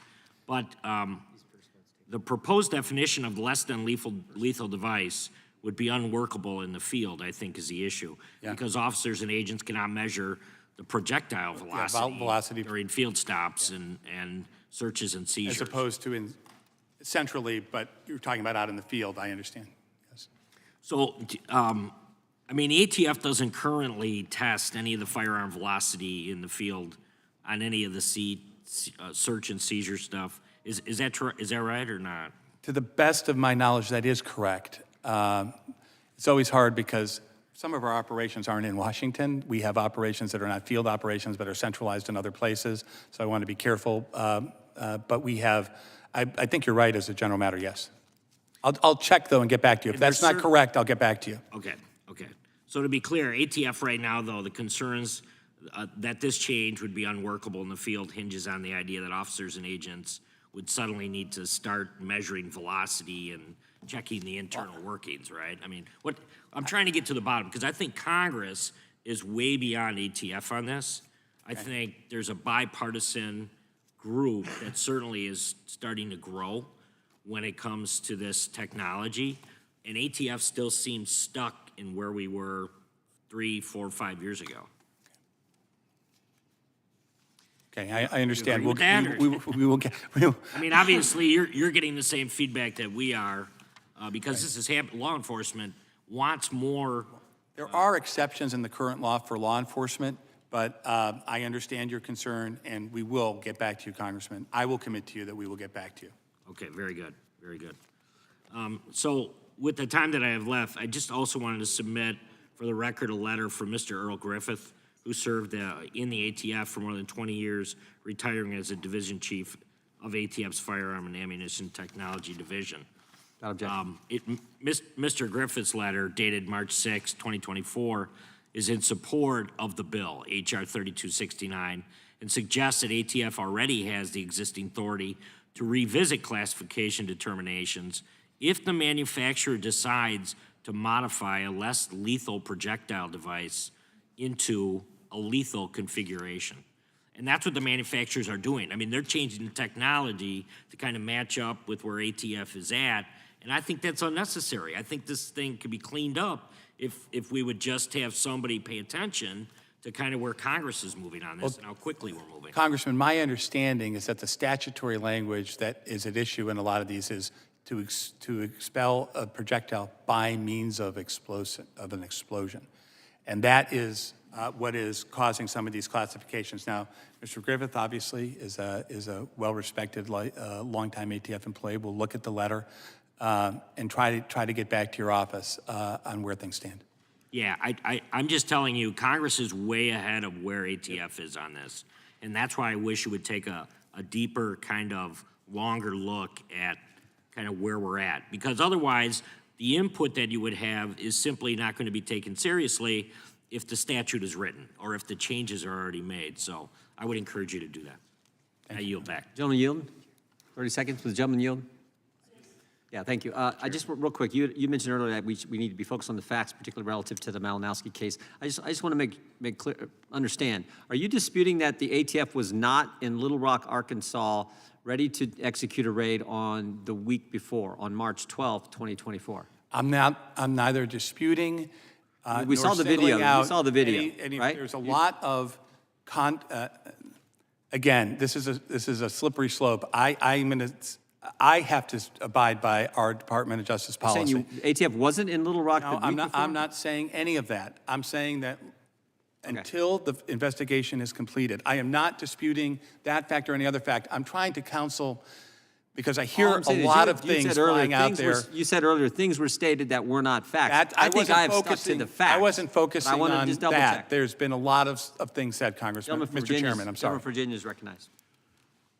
The death of Brian Malinowski is a tragedy, but unfortunately, it is not a surprise given the cavalier attitude of the ATF over the years and the way that they play fast and loose with the law and with the facts and with the lives of American citizens. I want to ask you about the latest area in which the ATF is playing fast and loose and really taking actions that are going to endanger more lives in the future if we don't see changes, and that's the new attempt to have a universal registration check rule. As you know, the Gun Control Act makes it unlawful for any person, save a licensed dealer, to engage in the business of dealing in firearms until he's filed an application with ATF and received a license. The 86 Act modified the GCA, adding a statutory definition of engaging in the business, and then in 2022, Biden signed into law the BCA, which broadened the definition by eliminating principal objective and replacing it with a requirement to predominantly earn a profit. But I want to ask you, because people who make occasional sales, exchanges, or purchases of firearms for the enhancement of a personal collection or for a hobby, or who sells all or part of his personal collection of firearms, was that portion of FOPA altered by the 22 Act? So was the exclusion altered? That language by is the 22 in Act? that language, I believe. I mean, this is in litigation, our position, and the rule speaks for itself. But I believe you will find in black and white in the rule that language that you just said. That in black and white in the rule, that language is there. Yes, that language remains, that exclusion remains unaltered by the BSCA. So these people who make occasional sales, exchanges, or personal purchases of firearms for the enhancement of a personal collection or for a hobby, or who sell all or part of their personal collection of firearms, are exempt from this 22 Act modification, and yet what we see... For those activities. Right, for those activities. All right, well, let's They're talk doing about a whether whole bunch of personal other collection- things. Right. Do you believe that a personal collection of firearms can be for self-defense? So I think, again, the provisions of the rule speak for itself. And in this format, it's hard to get into a deep debate on this. We also have filed significant legal papers in courts that are hearing this. And because it's pending litigation, nothing I say can or should contradict any of those things. The rule sets forth conduct-based factors which, under the totality of circumstances, right, could give rise to somebody being engaged in the business or not. And it gives examples. It gives I'm examples. glad you said conduct, because where did Congress make it a crime to merely intend to earn a profit off of selling a privately owned firearm? Because that's what you're attempting to... There clearly is an intent element of this statute that Congress wrote. Solely intent? There's no action? Again, as in many criminal statutes and many statutes that are regulatory, there is both an act and an intent. Sometimes those things differ from statute and regulation to other statutes and regulations. The text of the law and the text of the rule are always what controls. Didn't change, and so your efforts to become mind readers over at ATF and somehow determine intent based on no activity whatsoever on the part of a gun owner to earn a profit, Congressman, is playing fast and loose with the statute yet again. Congressman, not even talking about this statute, but in many, many, many regulatory functions and many administrative proceedings, many civil proceedings, people's intent is part of the determination that finders of fact make. They look at their words. They look at various different things that they're doing, and they can infer intent. I think the standard jury instruction in many cases talks about these things. Well, I just want to know when Congress authorized ATF to require Americans who offer to sell even one firearm to another family member to get a federal license, submit fingerprints, maintain gun registration paperwork, register as a business, and keep regular business hours open for ATF inspections. Congressman, they never did that. Let me be clear. This is not, the rule cannot and is not and does not create a universal background check We could not do that. Only Congress could do that, and I want to be very clear here that the rule does not do that. I get what you're doing. ATF is playing too cute by half. The American people see it, we see it, and we're not going to allow you to do that. I yield back. Gentleman yields back. Gentlelady from Wyoming is recognized. A December 2021 ATF memo alerted the American people that the ATF was maintaining a digital, searchable, centralized registry of guns and gun owners in violation of various federal prohibitions and contrary to what you testified to under oath today. In response, Representative Michael Cloud and 52 House members sent the ATF a letter dated November 22nd, 2021.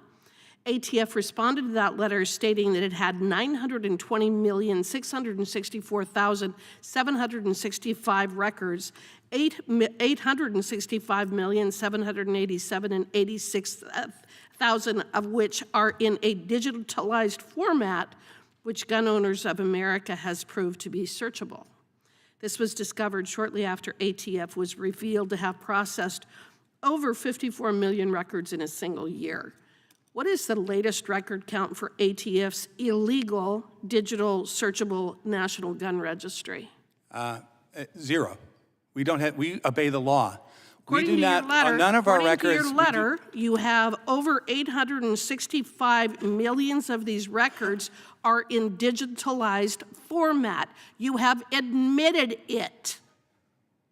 Respectfully, we are. I think ATF is the only customer of Adobe Acrobat that pays let's money get to into that. remove search function. Before the Commerce, Justice, Science Subcommittee of the Appropriations Committee in April of last year, you testified that ATF pays Adobe Acrobat Extra to have certain search functionality eliminated. That's not correct. Well, is ATF's digital database of gun owner records capable of being opened by normal Adobe Acrobat and searched by name? Again, we It's pay. a yes or no question. Is it?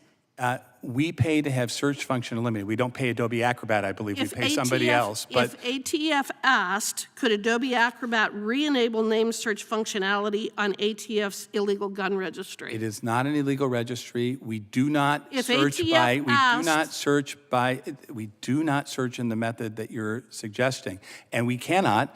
And these are records that are we pay a public safety cost, which Congress is If Congress to ATF balance for this asked- decision. If which is ATF asked, could Adobe Acrobat re-enable name search functionality on ATF's illegal gun registry? I'm not an expert in Adobe Acrobat coding. I do know that we do not keep a gun registry. I also You have know records. that You have admitted that you have over 920 million records, over 865 million of which are in digitalized format, correct? the question, if your answer is, are they somehow scanned in so that we literally don't have to have 950 million pieces of paper, that is a lot different from what you're implying with respect to having a gun registry. It is also true, Congressman, that we don't have any records of firearms purchases for people who are still in business, which is the vast majority of currently sold firearms. We have zero. You also testified before that subcommittee that ATF's digital database of gun and gun owners is not capable of being searched by personal identifier. Can ATF's gun registry be searched by make, model, and serial number, enough searchability to create a list of, say, all AR-15 owners? The answer to your question is we do not create, use, search, get around the registry. You're not answering my question. Your question had, respectfully, it was a technical question with 5 or 6 different parts. I'm trying not to erroneously, as you said, I'm under oath, I'm trying not to erroneously misstate things of technical nature. We do not keep a registry. We use these things for pending homicide investigations. It takes us a lot longer to find the name of the killer. Mr. Dettelbach, you have mentioned gun running and gun violence associated with Mexican cartels and the crime associated with that. In fact, you refer to the cartels as, quote, the most dangerous organizations in the world. How many conversations have you had with President Biden or Secretary Mayorkas demanding that they close the southern border? We do not, ATF does not. How many discussions have you had with President Biden or Mayorkas about closing the southern border? The answer to your question is, Zero. we work with DHS How many on conversations have border-related. you had with them demanding that they close the southern border? Again. It's a simple question. Again, I have may I answer? How many conversations have you had We demanding? discuss our border-related security issues with DHS frequently. I have had Have you conversations demanded with that they Secretary close the Mayorkas southern about border? our efforts. Have you to try and- demanded that they close the southern border? I'm at ATF. It is not our jurisdiction to police the southern border. That's for DHS, Congresswoman. You don't care about crime in this country if you're not trying to address what's going on at the southern border. Respectfully, I deeply disagree. I think it's very unfair. Gentleladies, time has expired. The gentleman from South Carolina is recognized. Thank you, Chairman. Director, here's what I find troubling. In 2021, there were 5 FFL licenses that were revoked, but in 2023, that number has jumped to 157, I believe. That's a dramatic increase, and in my opinion, and I think we've echoed this on this side, a very stark indicator of the Biden administration's aggressive overreach against FFLs. And here's what's worse. An increasing number of firearms dealers faced with severe and often disproportionate consequences for minor clerical errors have elected to shut down their operations rather than endure the extensive and costly process of defending their practices. This is like David versus Goliath, except that Goliath, the U.S. government, wins because all the resources are there and you have a small business trying to defend themselves against the insurmountable resources of a federal government. So let's take a look at the number of voluntary business closures post-inspection over the last couple years. In 2021, there were 24. 2022, 69, and 2023, there were 80.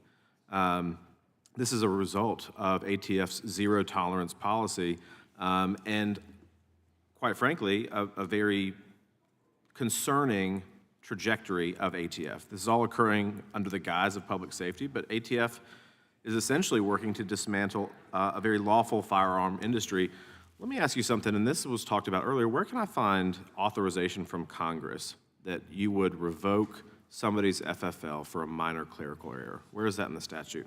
The statute and the policy and our implementation deals with willful violations. And by the way, it limits them further to violations that endanger public safety. The vast majority, one thing I think we agree on, which I want to say because it's important, the vast majority of firearms licensees out there are following the law and following the rules. Correct. They're law-abiding businesses. That's why over 98, almost 99% of our inspections do not result in revocation. There's due process. People can request a hearing. In the hearings, Congressman, that we conduct, these are administrative hearings at ATF, half the time we decide not to revoke because of something that the FFL presents to us. People have lawyers at some of those, they don't have lawyers at others. And in many cases, we work with FFLs to try and cure any defects, if they're clerical defects, to make the FFL stronger in terms of a target for people who, not the FFL is doing something illegal, but others are taking advantage of weak controls. And that can be a public safety threat as well, as you know. Even a law-abiding FFL, if they're not careful, can be taken advantage of by straw purchasers. Director, here's my concern, and I know we've got limited time, and I'm certainly respectful of yours. The BSCA was passed in 2022. Based on that, you have, there's been a slight modification to the rule that, quote, even a single transaction or offer to engage in a transaction when combined with other evidence may be sufficient to require a license as an FFL. And so you were inferring from that, and again, I think this is where the minor clerical errors come in. Congress has made no law to this. There is a 2022 amendment, but I think you have largely ignored another statute, 18 U.S.C. 921A21. Are you familiar with that statute? Yeah, I'm familiar with all the code, but what does that say, respond. Director, what does that say? What does that statute say?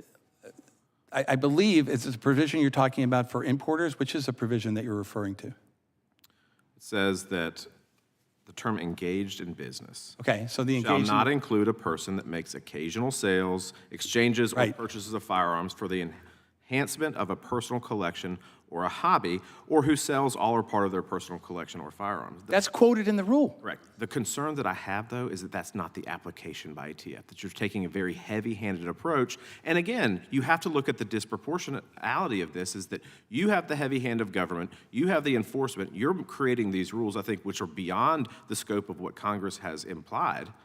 or directed, and you are using this to kind of target people. And again, I'm not talking about the bad actors. I'm talking about lawful businesses who are trying to do the right thing and have minor clerical errors. Let me ask you something real quick. I want to shift gears. Could you describe Spartan? What is Spartan? Spartan is the name of the general case management system that exists at ATF. It replaced an older system. The system had been in service for many, many years. It was no longer supported, I think, anymore by the technology out there, so we replaced it with the new case management system. So ATF administrative investigators are tasked with determining whether an FFL willfully did anything, and according to a recent ATF revocation hearing, whether, quote, in preparing the report of violations is the issue of willfulness even a factor, end quote, the ATF director responded, I input data and Spartan does the figuring. So are we allowing AI to determine whether or not something is willful? I'm so glad you're at. Absolutely not. So these are humans that make people, these human beings review all of these things at supervisory levels. You cannot revoke somebody without several levels of approval. Time of the gentleman has expired. Gentleman yields back. Gentleman from Texas, recognized. Thank you, Mr. Chairman. We're almost done, sir. Thank you for being here for a second time. Thank you for your time. Really appreciate it. Basic question, sir. You're an attorney, correct? That's my understanding. Yes, I am, sir. So I'm going to give you the benefit of the doubt, knowing that you understand the Constitution, including our Bill of Rights, correct? I hope so, sir. So what is your interpretation of our Second Amendment? Do you think that Americans have the right to bear arms? Yes or no? And just give me your brief overall view of it. Yes, and I think what we do is we look to what the Supreme Court has decided on this. The Supreme Court, Congressman, has been very clear on this. The law is, the Second Amendment jurisprudence is lengthy and changing, but as a lawyer, I don't get to decide that. The courts decide it, and the courts have said, yes, is the answer to your question. Okay, so we have these Second Amendment rights because we know how important it is for us to maintain our constitutional republic and a functioning republic because, again, as a gun owner myself, as a lawful gun owner myself, it's very important to me to be able to protect my home and also prevent tyrannical governments from infringing on our rights as human beings bestowed to us in our Constitution. So it's my humble opinion, sir, that the ATF is certainly infringing on a lot of these rules for law-abiding citizens and infringing on our Second Amendment rights for law-abiding citizens. I'm not talking about trying to catch the bad guys that have guns. I am talking about implementing a level of pain on people like me that, quite frankly, was not bestowed to us via the Second Amendment.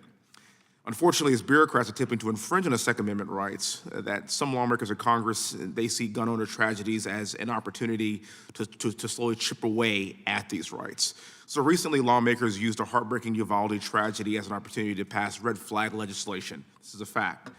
I remember a time when we were told that red flag laws were simply a conspiracy theory. I'm old enough to remember that. And they are not a conspiracy theory anymore, sir. Red flag laws are in bills, and they are in Biden's executive orders.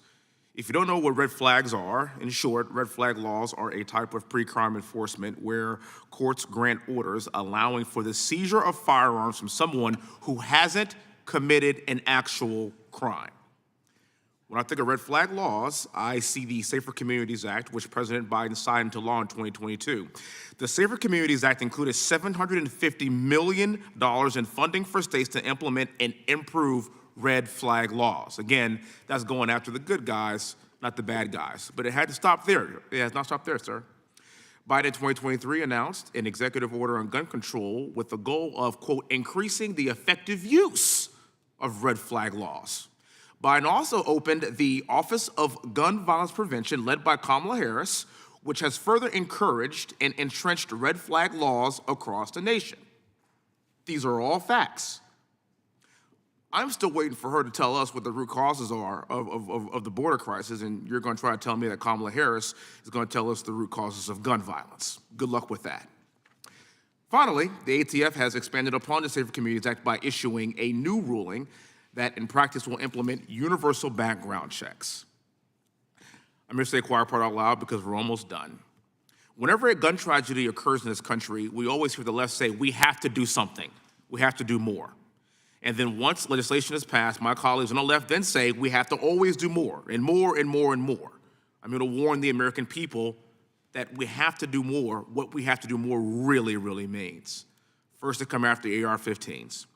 Then they come after your sporting rifles. Then they come after your long guns.